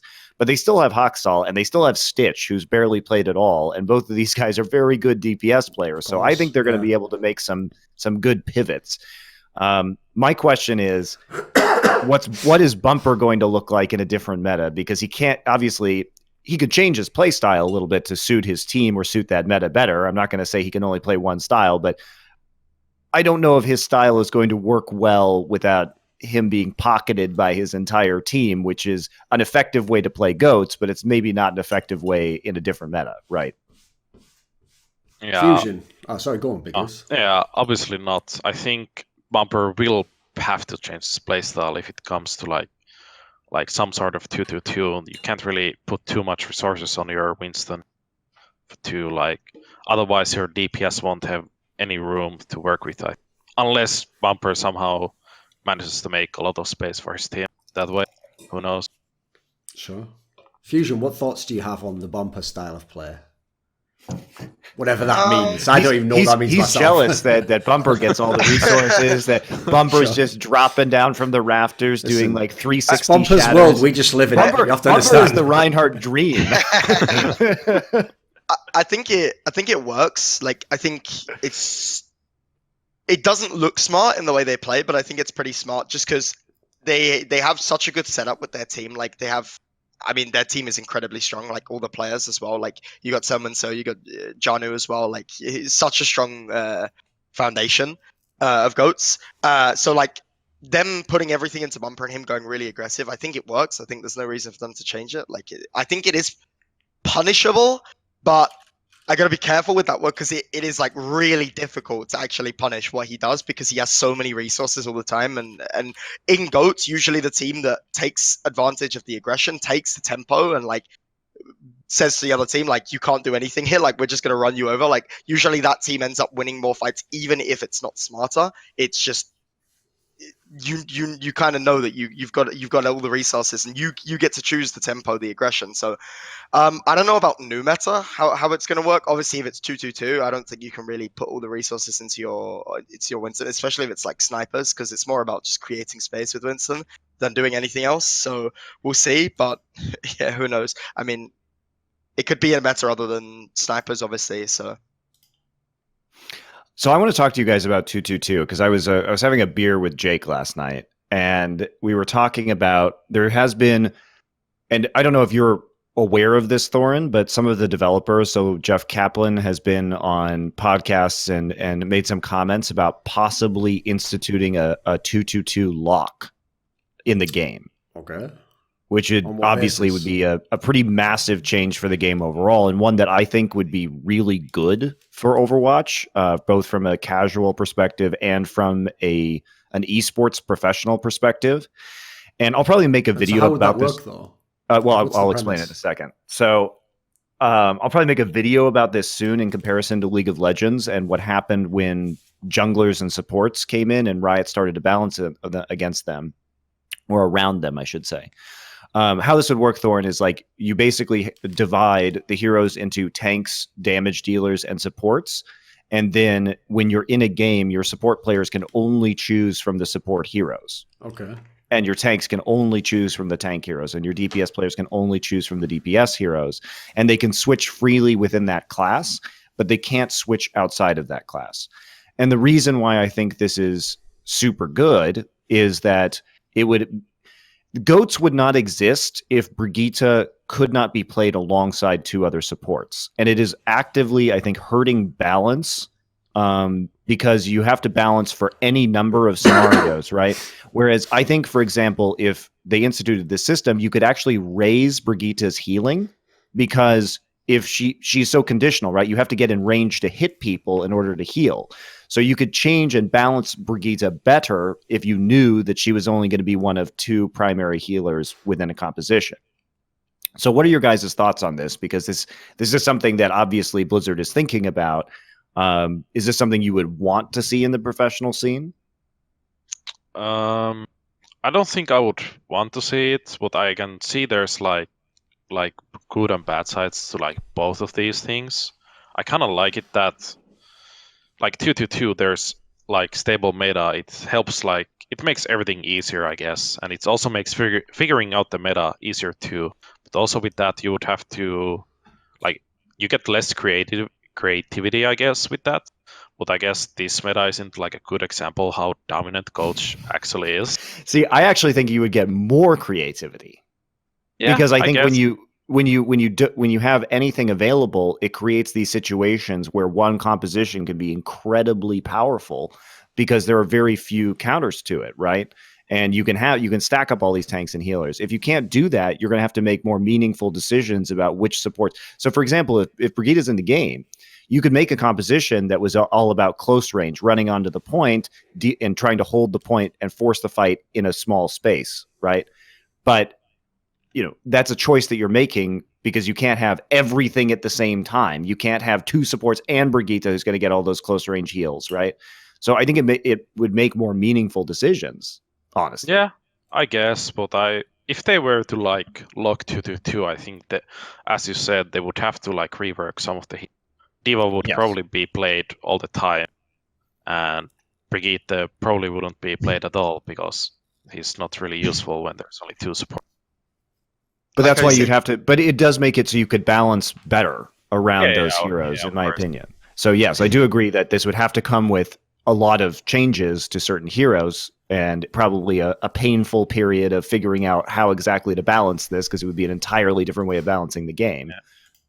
You also better fucking nail that class distinction of all the different heroes, because if any hero ever gets figured out how to play slightly differently, then it'd throw the whole thing off, basically, because it'd be locked into that particular class, right? Sure. Yeah, it would be. There's just a potential outcome that could happen, you know? I mean, you'll remember this, Thorin, but in the early days of League of Legends, what ended up happening was for the first 2 years or so, there were no junglers and supports in the game. And once professional teams figured out that a very efficient way of playing the game was to play a jungler and to play a support that would superpower an AD carry, then Riot started balancing around that. They literally just said, okay, these are our roles now. Yes. And then they started adding things like role queue, where I queue up as a jungler, so I make sure there aren't any other junglers in this game, so I get to play the position I want, which would also be amazing for Overwatch, because I think that's one of the primary problems. Could do with, yes. Yeah. In the ranked experiences. Like the fundamental issue with ranked is that if I go into I'm sure you guys have these frustrations as well. I go into a game and I want to play tank, okay? But there are 2 other tanks in this game, so I'm forced to play DPS, except I'm bad at DPS. So then I'm mad because I suck, and my teammates are mad at me because I suck, and I never wanted to be in this situation in the first place. I just wanted to fucking play tank. So it makes for a really poor experience for basically everybody, right? Yes. I guess few things I want to add is that for the position thing, when you talk about League of Legends, this meta, you have jungler, support, ADC, all that. What I actually like about Dota, they have position 1 to 5. Sure. They don't have any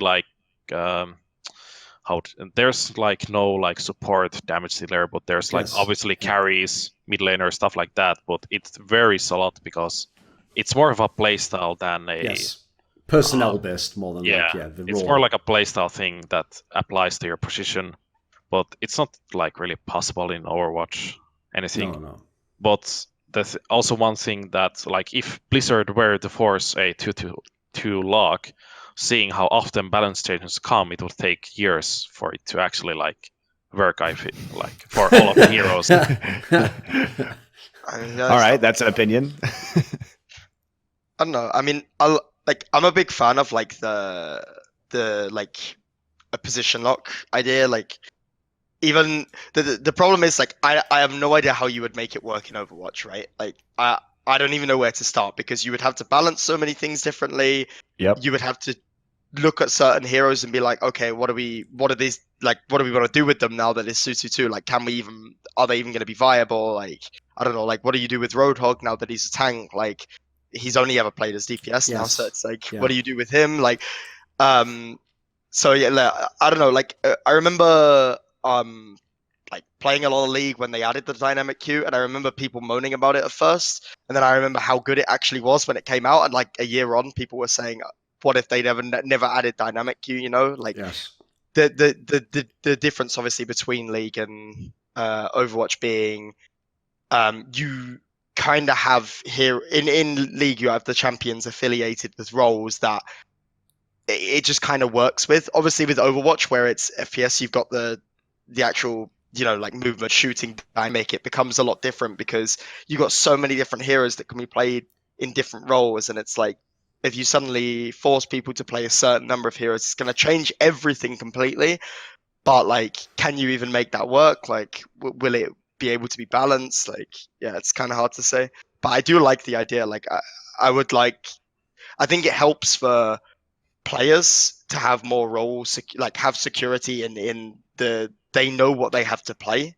Yes, I think that's huge too. You're not I think it's huge for player playing Zaya, right? Yeah, and it's huge for just player careers, right? Because exactly that. Yeah, player longevity is, it's a lot better if you can really specialize in something and be the guy that they call in, because they, in a world where Widowmaker is always going to be viable, right, with certain strategies or certain compositions, that guy can be a specialist and subbed in. I mean, half the league is just sitting on a bench right now because of goats. Sucks. Yeah.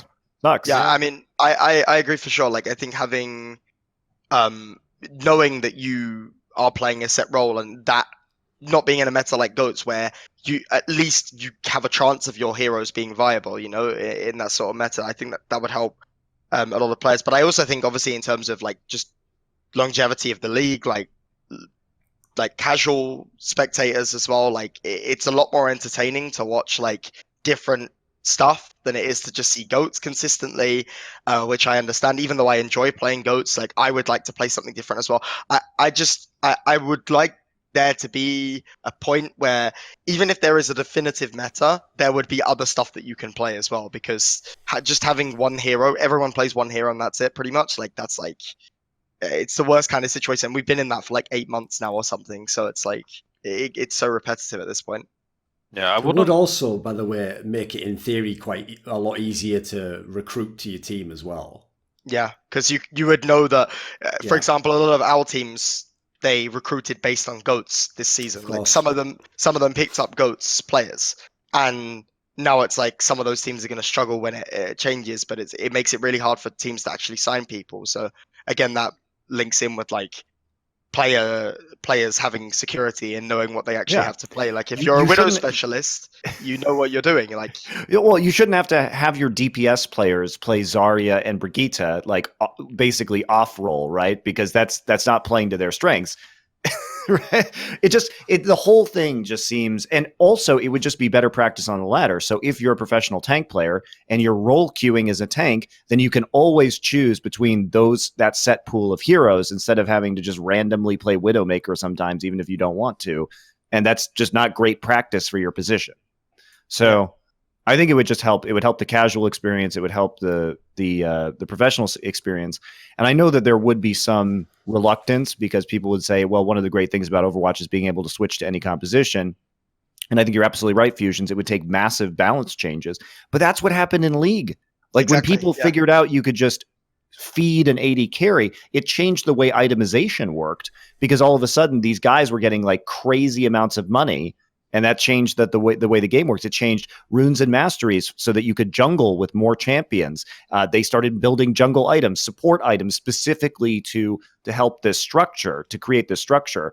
And yes, it is. League is definitely more restrictive in many ways than Dota is. And I think ideally you'd have a Dota scenario where so many of these different heroes are viable. But the problem with Overwatch is that it's always 6 versus 6. You're never off in your own lane, like doing your own thing for a while, right? So you can't, it's basically like one MOBA team fight. Like the only thing it's similar to, it's not similar to any other part of MOBAs besides team fights. And in team fights, generally everybody on both teams is always already there, right? You're having a 5-on-5 in a MOBA. And that's what Overwatch is, just with an additional player. So I think in this situation, for me at least, I look at the development of League of Legends meta and I see something very similar here and I see how positive it was in League and it makes me think, maybe I'm wrong, that this would be a good thing to have in Overwatch. Yeah, I think that, like you said earlier, I think the only problem with 2-2-2 right now would be a lot of the heroes wouldn't be played like without balance. Yeah. It would take massive balance changes for sure. Yeah. But I think that the work that would go into those balance changes would create a better blueprint about how to create even heroes in those classes moving forward, because you don't have to worry about 6 tanks being on the field at the same time and what the hell that would do to a meta. You're only like, well, they can only really pair this with one other tank, so we can create more distinct strengths, right? Yeah. And you would even then, in theory, it would actually imply what heroes the game needs. Like, we absolutely. need a DPS that, maybe is like lower damage, but it's like I don't know, as like more sustain or something, how it fires, like it just does more suppressive fires. Like you could conceptually come up with a lot of different themes that don't currently exist based on what the game would offer. So what do you think about that, Thorin? Because you cover a lot of esports. How would you feel about watching Overwatch under those circumstances? It's tough because on the one hand, maybe I have to say I do have an unfair advantage over people who are like fresh to Overwatch because I've watched both League of Legends and FPS games for so long. Right. So it was a lot easier to kind of like understand in my brain, right? Switch over to thinking about it differently when I was watching it. But I did actually, just as a raw spectator, enjoy watching Dive a lot more because I actually told you, I've said this on one of the past episodes, what I actually liked was, since you always knew what heroes were going to be played, it's like, instead of thinking, oh, what would they switch to here? Because there weren't as many crazy comp switches. It was more based on the map and the point you were on. Instead, it was more like, right, I can actually gauge now, just as I can in a sport, right, this winger versus this winger in football. Well, in the same way, I can look like, right, oh, how does this tracer play versus the tracer on the other team? Does he get more resources? Does he play off on his own? Like, you could actually kind of like directly compare people, just as a casual, not someone who's a high-level player. I felt like a lot better you could tell. And also, because you were all playing the same heroes, you then, as this is bizarre as it sounds, because you were all playing the same things, then you could see someone's like individual expression even more, because then when everyone didn't play them identically the same, or a team used the hero in a slightly different way, it was more noticeable. Whereas like that does definitely happen in GOATs. It's just that there's so much going on. It's a lot more difficult to figure that sort of thing out. Like I kind of need people to, I basically have to listen to the casters and people who know more than me to understand some of that stuff. Yeah, I think it's impossible to know exactly how it would shift things, but I would rather have it this way, and I think it would just be, considering the state of ranked play and a lot of the frustrations that people have, I think, with the ladder right now. And I think the other good idea that they've said is that, so under a situation where you roll lock and then you can roll Q, you can have different MMR ratings. So your player rating for every roll would be different, which would also be amazing, because that's what they're doing in League now. I assume is where you take it from, right? Well, they've been talking about. They are doing it. I think did they take it away from League? I think they're not doing it in League. I think it exists now, doesn't it? Where you get like ranked. Didn't they say they were going to take it away though? Position? I don't know. I don't fucking know what's going on in League. But yes, basically, like it's a similar idea, right? But I like this idea as well, because the way most people solve this problem is by having to buy alternate accounts. So if you want to play on your off role, you play on a different account, because you don't want to be in a situation where you are bad at that role and you're trying to learn it, but you're at your main role, yes, MMR, your main role level, but you're trying to play a different role just to learn the game or have fun or do whatever you want. But then all of a sudden you're placed in a higher tier of play than you're capable of playing on that role, and then you drag everybody else down in that game. You feel bad because you're not good. It's not a great system as it is right now, and I think that would help. I mean, that is obviously a rough time if you're like a star DPS player, start learning Mercy when you just locked into it automatically. Like, oh, well, just start playing this at the top level versus the best players in the world. Oh, I have no idea what I'm doing. Definitely not going to get flamed based on that, am I? Especially remember, as a pro player, any scenario in which the player will get flamed, all you're doing is just making them gamble with their career. As soon as they open that text box open, start typing things in there. That's like, that text box is like, almost like you're like, it's a magic spell to end your career. You can't ever make your career better by typing anything in there, but you could ruin everything. Is it worth it? That's the question. It's like it's like deletes part of your contract. It's like you and Twitter. Exactly. Never know. The problem is, it's exactly, because in similar fashion, it's necessary evil, as I call my Twitter account. The persona that I go into when I take over my Twitter account. Right, let's talk about some of the other teams in the playoffs then. So, your namesake Fusion, the Fusion. Let's talk about this team, because bizarrely, they've ended with a pretty good record. They had some good wins during the season, but it does feel like nobody really thinks they're going to win the stage. Nobody thinks they're the best team. So, how have they done so well then? Do you think if they still they seem like people are a bit underwhelmed by them?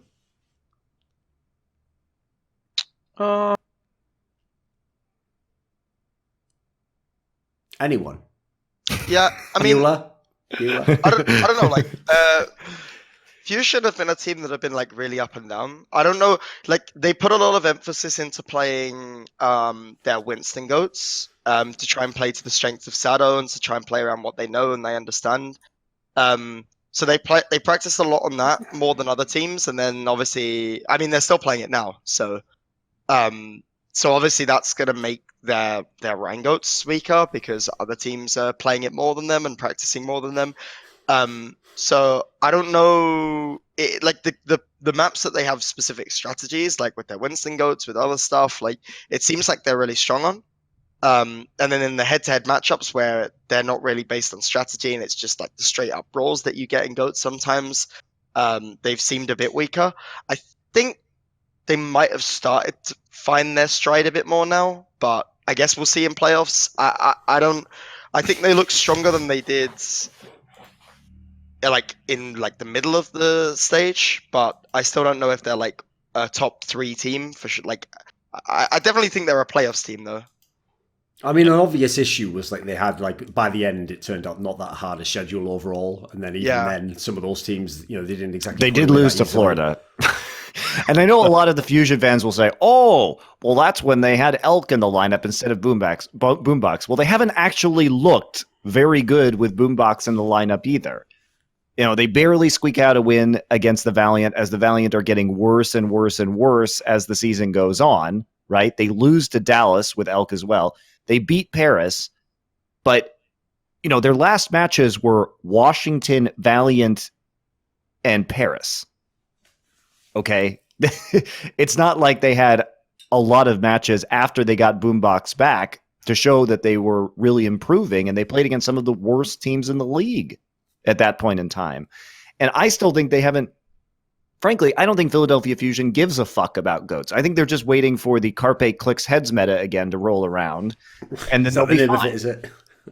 I mean, it probably is going to come back next stage, right? So if you're the Fusion, you should be very confident in this team going back to a DPS meta. And the fact that they went, 5-2 in GOATs is actually fantastic for them.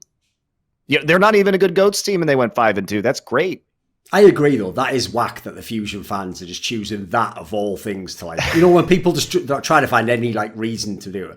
I mean, what really, guys? Just because they were holding up Boombox, you think you can really just say anything and that's all it took to win you back? A lot of people weren't born in the 80s, Monty. Keep going. Anyway, that's for the dads who watch the show. Kind of like Pixar movies. Keep going. I just think that the Philadelphia Fusion have been mediocre. I don't think they've been bad at GOATs. I think they've been thoroughly mediocre, and they've lucked into a good schedule and lucked into winning some games. And here they are in the playoffs, right? They're going to be playing either the Shock or the Reign, or it could be Shock, Dynasty, or Reign. I guess there's a lot of options there. Can they beat any of those teams? Sure. They might be able to beat Reign. They might be able to beat Dynasty. I don't think they can beat Shock. So, but I think the other ones are pretty coin flippy. Yeah, I'm not really sure what to think about like Fusion Philly. I think their GOATs is like mediocre. I think their Winston GOAT seems really good on certain maps where they are able to play. But yeah, I think they will be like a very good team once the DPS meta comes. I just don't see them potentially going that far in the playoffs. Maybe if they get a preferential matchup, they can make semifinals. But I think when it comes to the top 4 teams in this playoff, I think you guys may disagree with me. I think it's pretty clearly Defiant, Excelsior, Titans, and Shock. Yeah, I mean, I think all of those are really strong GOATs teams. Yeah. Reasonable. Seems really reasonable. Yeah. By the way, just as a complete aside, because a lot of people aren't actually aware of this Fusion, but does it not trigger you when all your Korean teammates keep calling you Fusion? Do they not do that?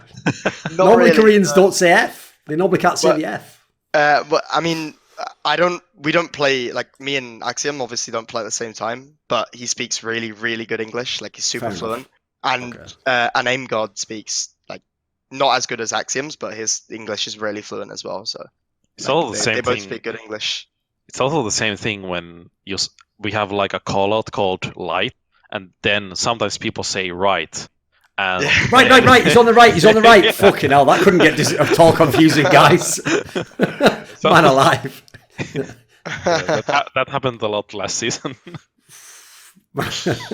Man alive. Can't even blame them for that one. Like they are actually, because you have to remember in their brain. I blame your coaches for that call out. What's going on there? I don't think anyone realized that before it actually happened to us, I guess.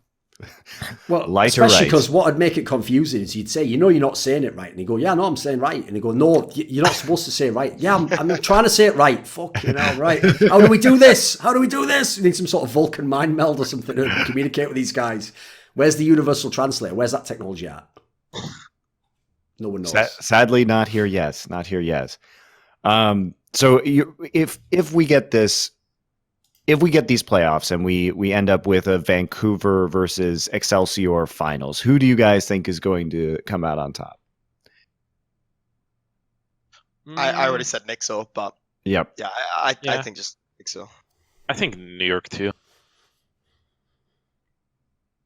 I agree, especially because of their experience in the Overwatch League, playing at this level of competition and on that stage and under high pressure. I would tend to agree, but it should be a really very interesting match overall. Match. Like I think we're gonna see a lot of stuff that we haven't already seen in terms of like how Titans are gonna combat the way that New York plays and how New York are gonna prepare for Bumper, prepare for Janu. You know, like it's gonna be interesting for sure. When you said, Monty, their experience playing on the stage under high pressure, that's a coin flip. Come on, you made it sound like they win all the time. They did well in stage playoffs. Yes, they did well in stage playoffs. Even then, though, New York saves their choking moments until the highest pressure situation. We're not there yet, right? The water's just, it's starting to simmer a little bit. We're not at that full blown boil at this point in time, Thorin. It's when they start, when the boil's like a rolling boil, that's when the shit gets fucked up for New York, okay? The simmer is fine. The simmer is fine. It's in direct correlation to how much you know they're supposed to win. And as soon as they're supposed to 100% win, like it's like Mario Kart or something. Everyone else just gets a blue shell. It's like, the fuck? We're going to win for sure. Yeah, sorry. There has to be a comeback mechanic in all games, I'm afraid. So what do you guys, we need to talk a little bit too about this trade that came out with ARC to the Washington Justice, because we were chatting about that before the show started. And I know it's not the most exciting trade ever because a player is being sent to jail, but we need to talk about ARC's prison sentence, as it were. I mean, it's exciting if you're a Justice fan. What? Those exist? Apparently. There's some. There was also a follow-up tweet by ARC that he said, "I'm also currently surprised." What? That's bullshit. Really? That's a bullshit. That trade was rumored in the preseason. He can't be that surprised. Oh, it wasn't a tweet, but that's what he said in Discord. Leaking secret Discord messages. There we go. That was probably his own Discord or something. I'm not sure. Fair enough. Unlucky. I mean, I think it makes if we get a Mercy meta where it's not Lucio, like I think it makes Justice stronger. Because I do think Arc is a good Mercy. Sure. I mean, he showed that last season as well. I don't know how he's gonna fit into the roster in terms of comms or anything like that. I mean, he's been on a full Korean roster for over a year now, but he does speak very good English. So I don't know. It's a tough one to call. I don't think it drastically improves their standing for sure. Like I still wouldn't rate them above most teams, but like I think they're still going to be definitely at the bottom of the pack. But we'll see. I don't know.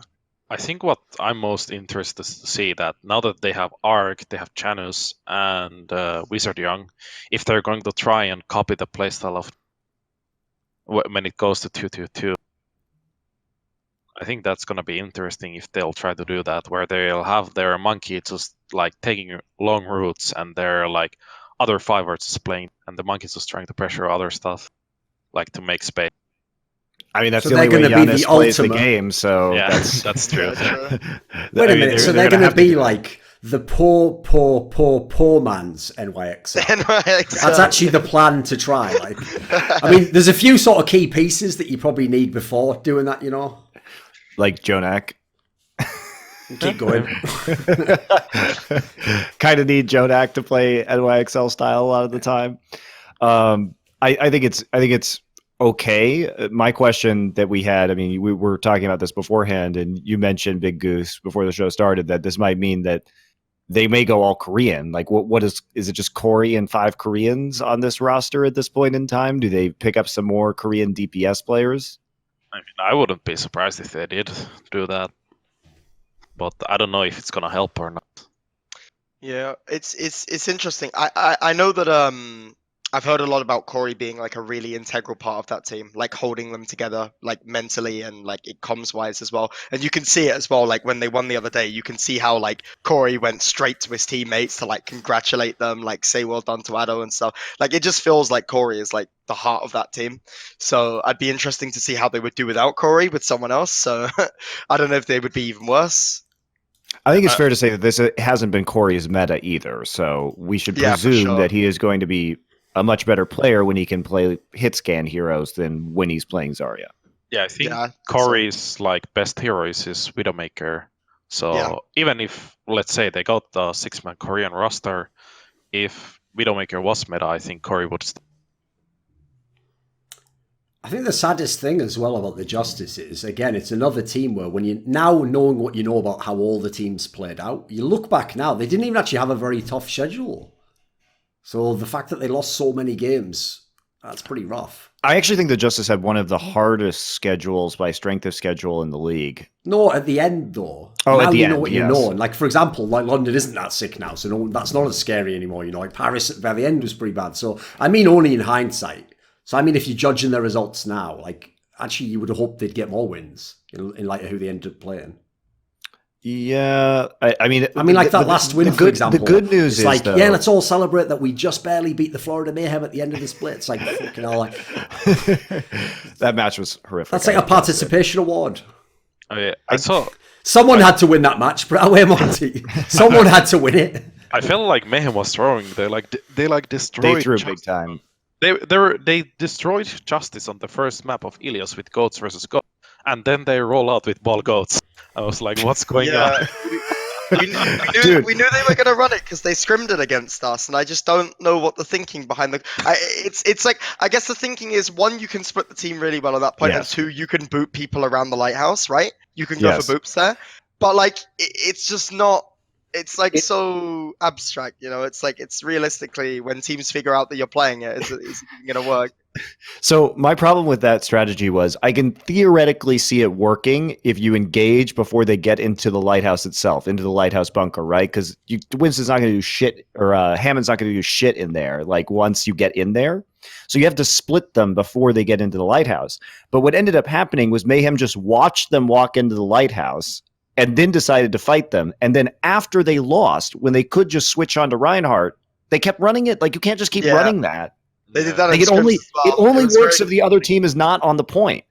Yeah. even Winston Goats is like pretty good on that map against Goats because of the high grounds, but just running Ball Goats is just, I have no idea.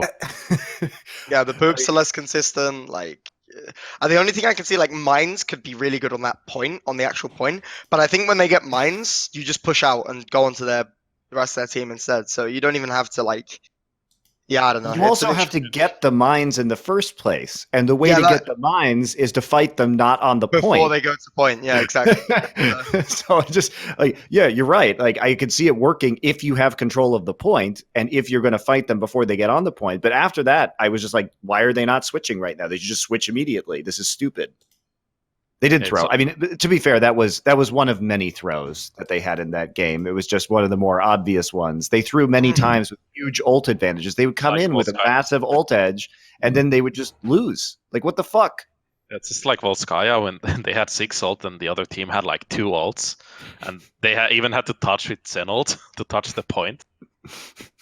Oh no, yeah, that was Washington. Yeah, losing that, not Mayhem.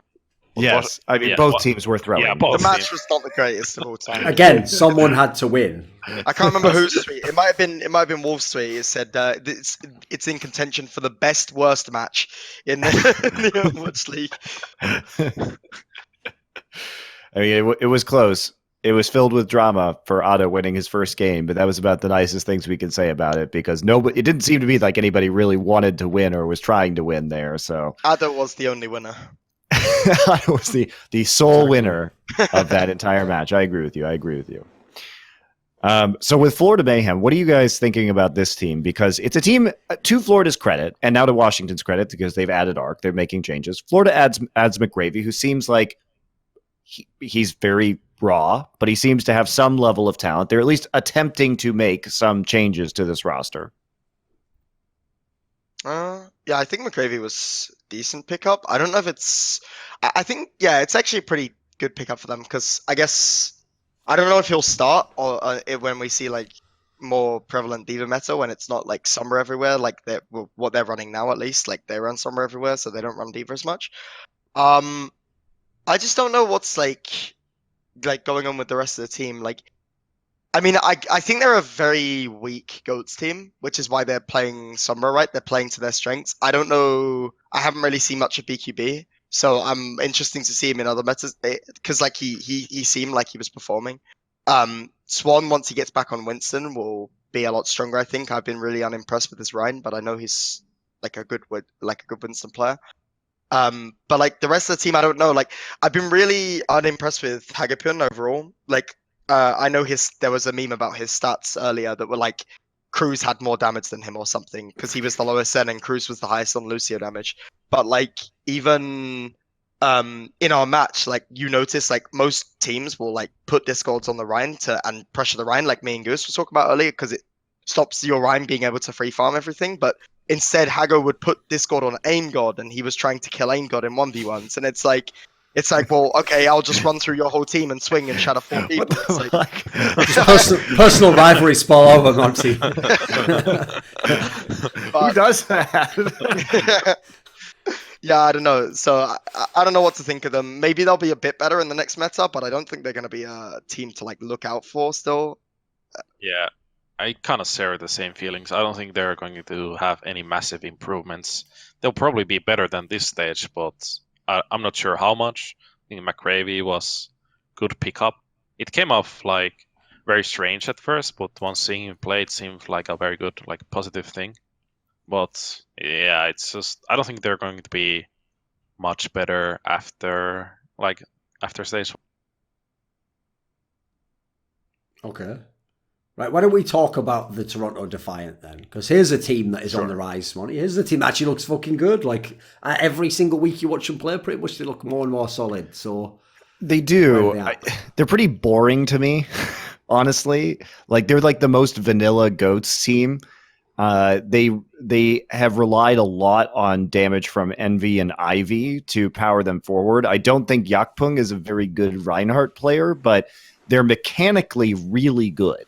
And I think what they did was they assembled a bunch of mechanically good players that Bishop is slowly teaching how to play GOATS. And to their credit, they have looked better week on week on week, and they have looked more cohesive as a unit. And they've had some interesting strategies come in. They know what the other team's doing. For example, against Chengdu on Lighthouse, they run the Moira composition against the Pharah, bunker up on the Lighthouse on Ilios. Clean strategy. My concern with them is that when they start to see really weird shit, like they lost Volskaya to Chengdu when Chengdu was running double sniper defense on A and then Torb, Rhine, Orisa, Bastion defense on B. And so if you can confuse them, if they have not been prepped in advance by their coaches, they sort of don't play very well. They don't adapt well in game. And so I think that's a point of weakness that is exploitable against the Defiant. Like, I'm not impressed with their in-game shot calling. Let's put it that way. Yeah, I mentioned Defiant earlier. Like, they have a very set play style of they will get Ivy on high ground or a small high ground whenever they can. Ivy will sit behind your Reinhardt and he will just look at your Reinhardt and zap him. And Envy obviously as well. Like Envy and Ivy being really, really good players. Like Envy is gonna kind of take off angles as well and pressure your Rhine as much as he can, but less so than Ivy. But like Yakpung kind of just plays like bait style. Like he like in the match against us, what he did was he literally walked backwards. Once we got to him, they would bubble him, and then Ivy would just be on me or on our Zen the whole time, and it was like really difficult to like go forward. But like they have this very set play style that they do pretty much every fight except for when they're setting up for ults. But I do think one thing about Toronto that makes them so good, I think their ult usage is actually very, very good compared to most teams. I think they have one of the best GOATs ults usage, like out of like pretty much most of the teams. Like when we played against them, we were like scared of their ult usage going into, or not scared, but like that was the thing that we were ready for. We were like, we know they're going to be setting up for these shatters. We know they're going to be looking for these combos in good positions. So I think they're making really good use of their ults as well. Say best goats alt usage 7 times really fast. That's the It was really difficult to say. I didn't expect it to be that hard to say, but it was trickier. That's true. I haven't been able to like witness much of the Toronto Defiant games, but I think I remember seeing the Chengdu Hunters Volskaya game, and I think there was like I can't remember the comp, but I feel like if you just press tab, and I think there's a very simple solution for that, but they seem to like struggle a bit. So maybe they're less strong on like on the fly stuff, like adaptation in game, but otherwise they seem like a very good team. Are you guys going to miss the GOATS meta? Because obviously Lucio is extremely fun to play in this meta. You can be, you in particular, you love wall riding and booping people off Rialto. You have very stylish plays, BigGoose. You're fun to watch. It's also a great meta to be a Reinhardt player because you're setting up so many of these plays. You could shot call from the front line. You're setting up the big shatters. Are you guys going to miss it? I think I'm going to miss it a little at least, because this is like the very first meta with main support role where you can like have a very big impact on your team's like performance or like just winning team fights or not. Like I think the last time when Lucio had this much impact was during the Genji Tracer dive, like before pre-Overwatch League. Yes. Yeah. You just block the enemy Tracer. That's all you did. And if you did it well, the Tracer didn't kill yourself. Sure. But no one saw that. It's definitely an underrated feature of a game, Monty. I've always thought people never talk about that. People talk about how fun like certain champions in League of Legends are, but what they never talk about is there is a style of champion or hero that is essentially just about ruining other people's fun. So like what I actually like about Lucio is that like you just choose who's fun to ruin. And so that same DPS player a year ago was in your face all day long. You're just having to take the beating. It's like that saying they have in Brazilian Jiu-Jitsu, Monty. It's like sometimes you're the hammer, sometimes the nail. Now it's his turn to be the nail. Like sometimes people have said to me, like as in compliments, your Lucio's so annoying to play against. I'm like, I guess that's good. That's a good sign. Exactly, of course, yeah, that's the best. Yeah. I mean, so what about you, Fusions, as a Rhine player? Yeah, I'm gonna miss goats. I mean, the goats with stunning through shields before they changed break, being able to stun through shields, that was awful as a Rhine player. Especially since I played most of that on a contender season on like 150 MS the whole season. So I was just getting run into with diva bombs flying over my head. And I'm like, oh, well, I guess I'm dead. Just get stunned anyway. You're just dead. You can't react to it. So that was not fun at all. But this goats now with like the break, like you can block the break stun. It leaves it a lot more up to the Reinhardt players than the stun through shield meta did, I guess. Like, so it's nice because you have a huge impact as a Reinhardt player in this meta, at least against teams that don't solely playing around the enemy Reinhardt.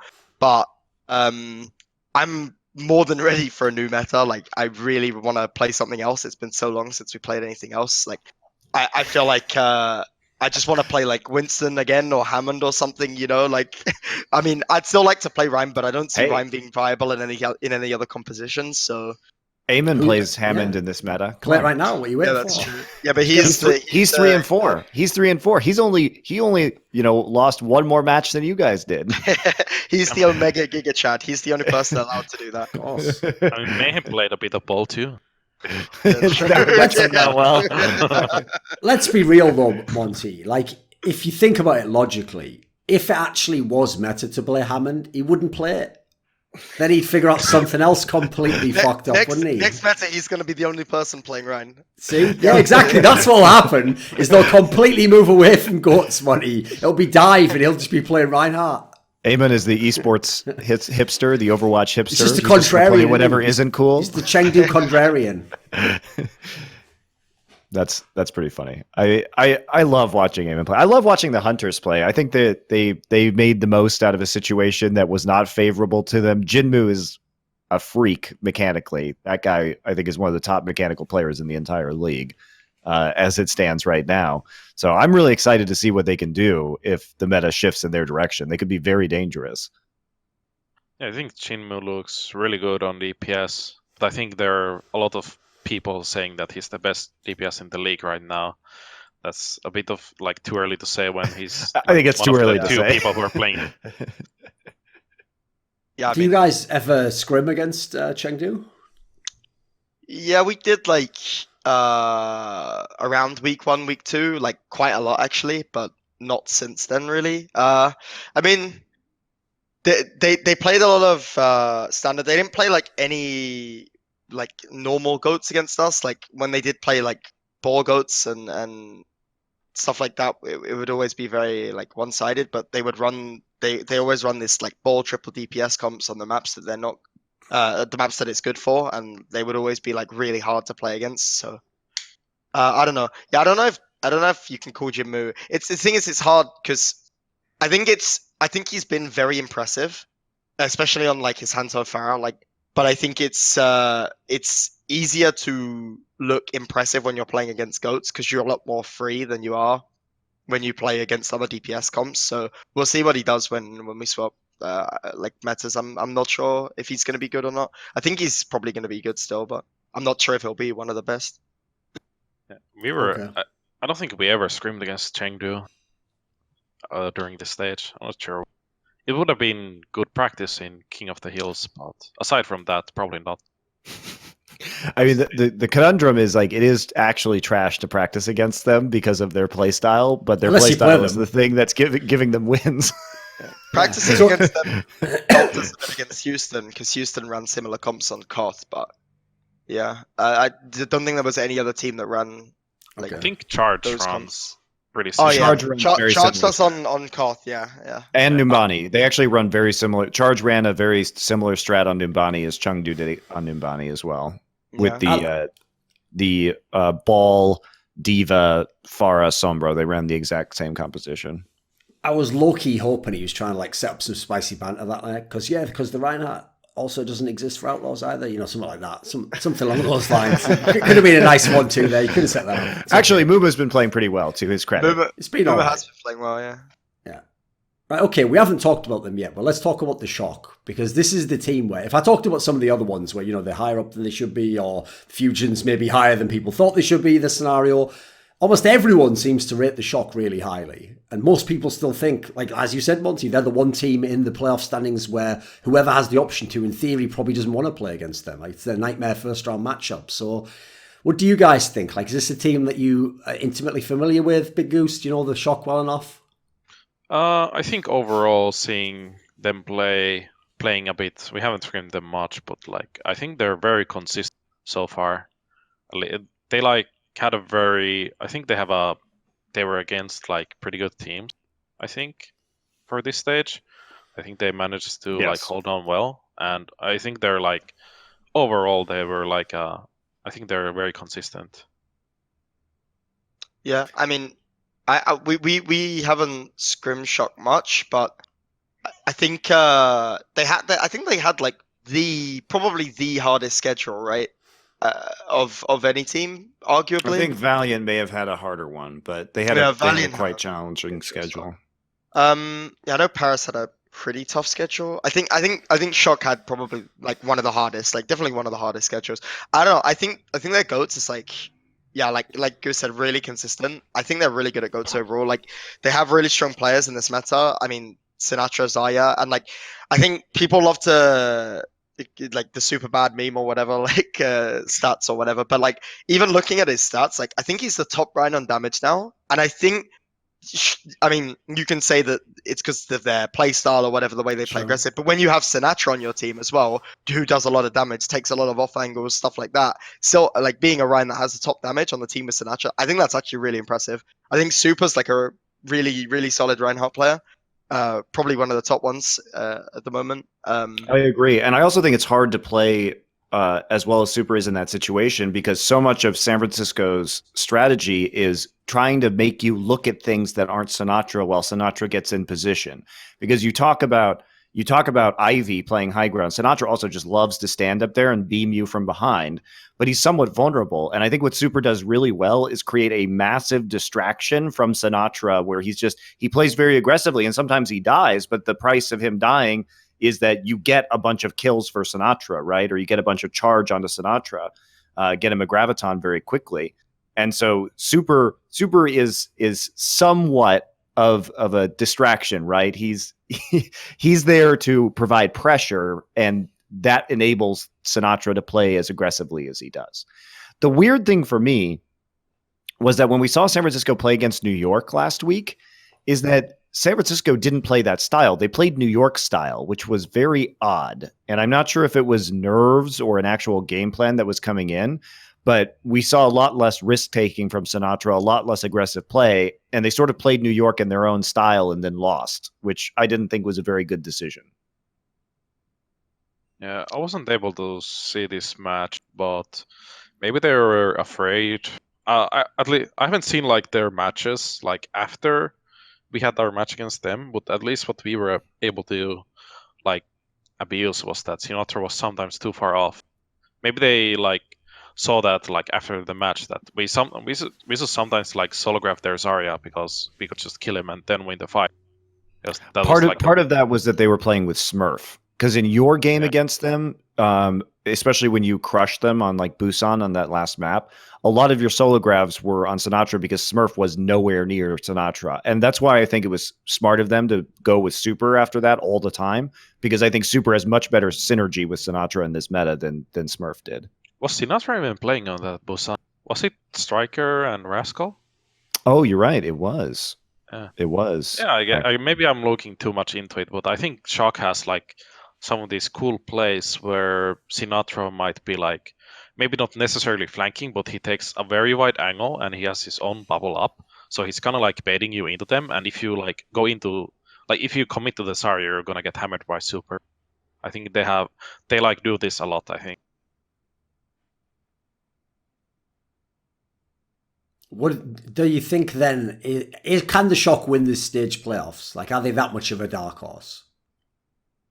I think if any team other than Titans and MYXL is going to win it, if I had to predict, I would say Shock would be the other team. But I think that's the obvious choice as well. So I don't know if I'd call it a dark horse, but I think that I mean they're obviously not MYXL or Titans, right? And they don't have as unique of a playstyle as either of those teams as well. But I think I would probably call them the third best team right now, in GOATs at least. Yeah, seeing the playoffs, I think Shock probably has like, if Titans or New York wouldn't like if they weren't there, I think Shock would be like the team that, in the case of like winning the playoffs. I think they would probably have to do something. I'm not sure. I don't know. Just win. Being as they lost to both those teams in the season, which do you think they would match up best against? I think Titans, because I think once they've already played against Titans once, they have a more punishable playstyle. So if Shock could figure that out, maybe they'd have a good chance against Titans. But MYXL is like, even if you know what they're trying to do, it's still really hard to play against them just because they're so solid. So. Yeah, I would agree. I think the thing about the San Francisco Shock, and we talked about this last week, is that there's actually very little that's separating them from being as good as New York or Vancouver. And the really big thing is that the overtime losses that they had, because for some reason right now, San Francisco, they can play New York or Vancouver up until the very limit, like the very end of a map, and then they collapse and they lose those overtime pushes. So it's like they're able to keep pace with these teams right until the very, very end.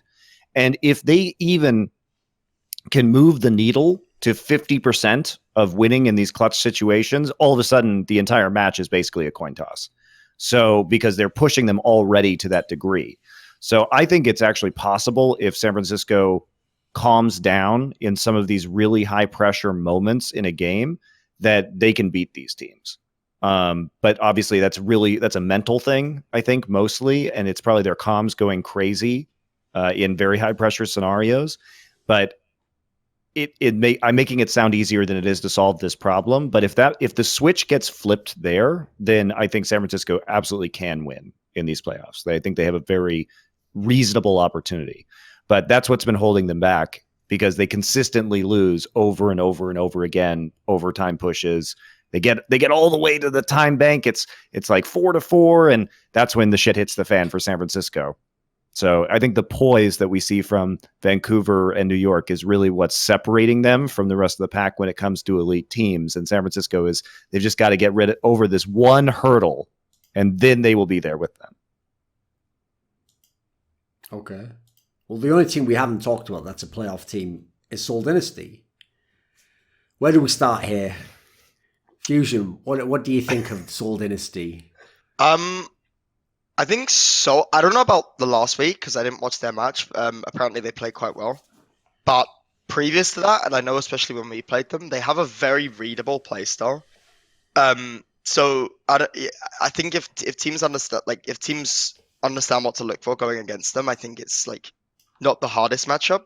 But like the thing with Seoul is like they have this playstyle where they play very slow, very passive, and they try and bait you. Not like Nixel, it's kind of different in the way that they're still kind of grouped. They will pull you into their team, and then they will try and re-engage on you. But they will put everything into pressuring your run. Like they will re-engage. They'll look for the boops. Their Munchkin will run inside of your shield. He'll stun you, and then they will put everything on Fisher, and they will go for these shatter plays constantly. And that's. When we lost Anubis against them, I know that they were really, really putting emphasis on their Earth Shatters. That was something that they were really looking for all the time. And as soon as we figured it out, we came up with like what we wanted to do against it. And on Route 66, we just tried to bait them into us and play slow around them because basically their whole strategy relied on them being AFK until you pushed into them. So we just started standing further back, baiting them into me, and then letting like Color Hex do a lot more of the farming and stuff. And when we did that, we had like a really, really good first point. I think we almost first held them on that map. So it was like, yeah, I think their playstyle is readable. I think they're a decent team overall, but I don't know how they match up against NYXL or Fusion. I just think it's... go ahead, Goose. Yeah, I think they have been very up and down this season. Like winning and losing seems pretty weird. I'm not sure why, but yeah, they have a very readable playstyle. With I think what noticed to me when we played against them, they just wait for you to come in and then they just speed boost and check scissors boops. And especially at the time, we weren't that good at goats, and we just got abused by this fact. Even though we noticed it in game, we didn't really have an answer, and it's like very hard to translate mix rosters inside the game. So it was kind of hard for us at least.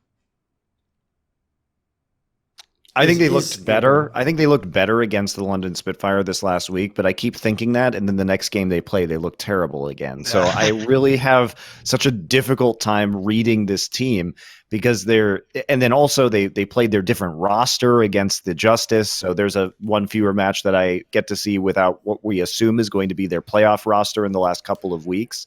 But it did look like they had tightened things up significantly against London. However, I'm always reluctant to read too much into teams' games against London because London's so bad at goats that London makes it easy for other teams to win an ult economy battle because London doesn't understand goats' ult economy. And understanding goats' ult economy is the principal way of winning in goats. So London makes a lot of teams that are just better at that look good. And they made Seoul look good, but it wasn't very challenging for Seoul. Let's put it that way. I don't know if Seoul has it in them to really like make it to semifinals. Obviously, depends on the seedings. I do think there's a world where they can match up against the Philadelphia Fusion and have a good day, and then go ahead and win. But most likely, they're going to be playing against New York, and I think they're going to get bodied pretty hard in that matchup. Is Seoul a team that either of you scrimmed against? We scrimmed them a few times after our match against them, so in the last couple of weeks, and they were playing pretty much the same as they did in the match against us. So I don't think they've changed anything like super, like they've really gone out of their way to like change their play style or anything. So we'll see. I guess I think they're still the same team that they were 3 weeks ago. I think they're just a bit inconsistent. Yeah, we only scrimmed it like 2 or 3 times. They seem like the same team as before. But for the Justice match, I think they were just giving players some play. I don't think that was their ideal roster to play. I think. Right, obviously in a league where there's 19 other teams, I don't expect you're going to scrim all the other teams all the time, right? Is there actually like a set formula as to who you get as your scrim partners? Like, for example, what you were saying there, Fusion, is it like once you play a team, then they're available for scrims potentially? Or do you have like 3 or 4 teams that just you've already made an arrangement with before we're going to practice with each other? How do teams in general decide the scrim partners with so many teams out there?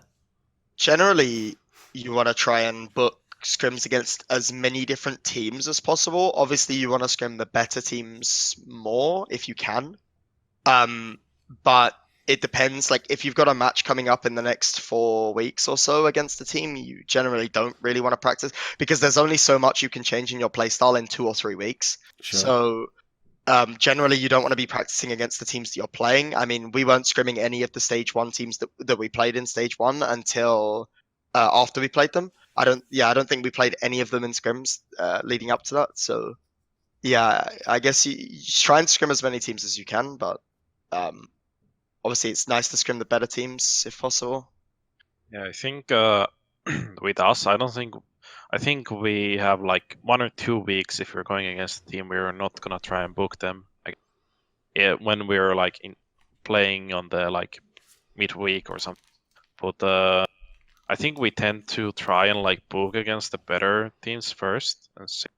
I'm not sure how that goes, but we haven't like had too many scrims against the teams that are like at the bottom of the standings right now. So I think teams generally try to just book against the better teams, especially in this meta where there's like it's just goats. There's one team not playing goats, so it just makes more sense to play against a team that's better rather than go for these teams that don't play.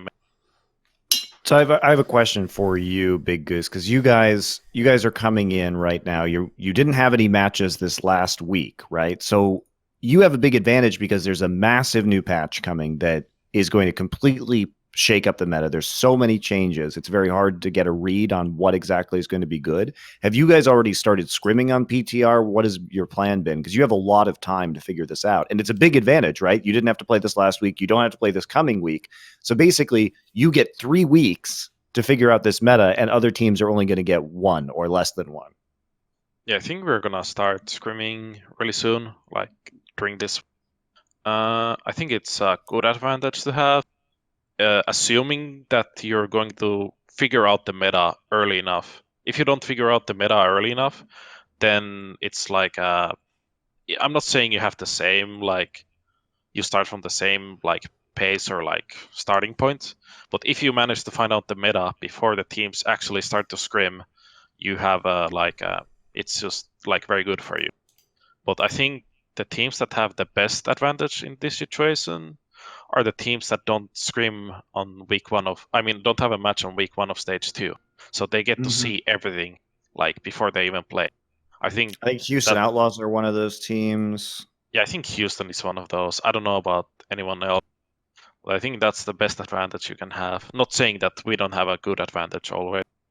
But yeah, it's just about how quickly we can figure out the meta and hopefully not be wrong about that.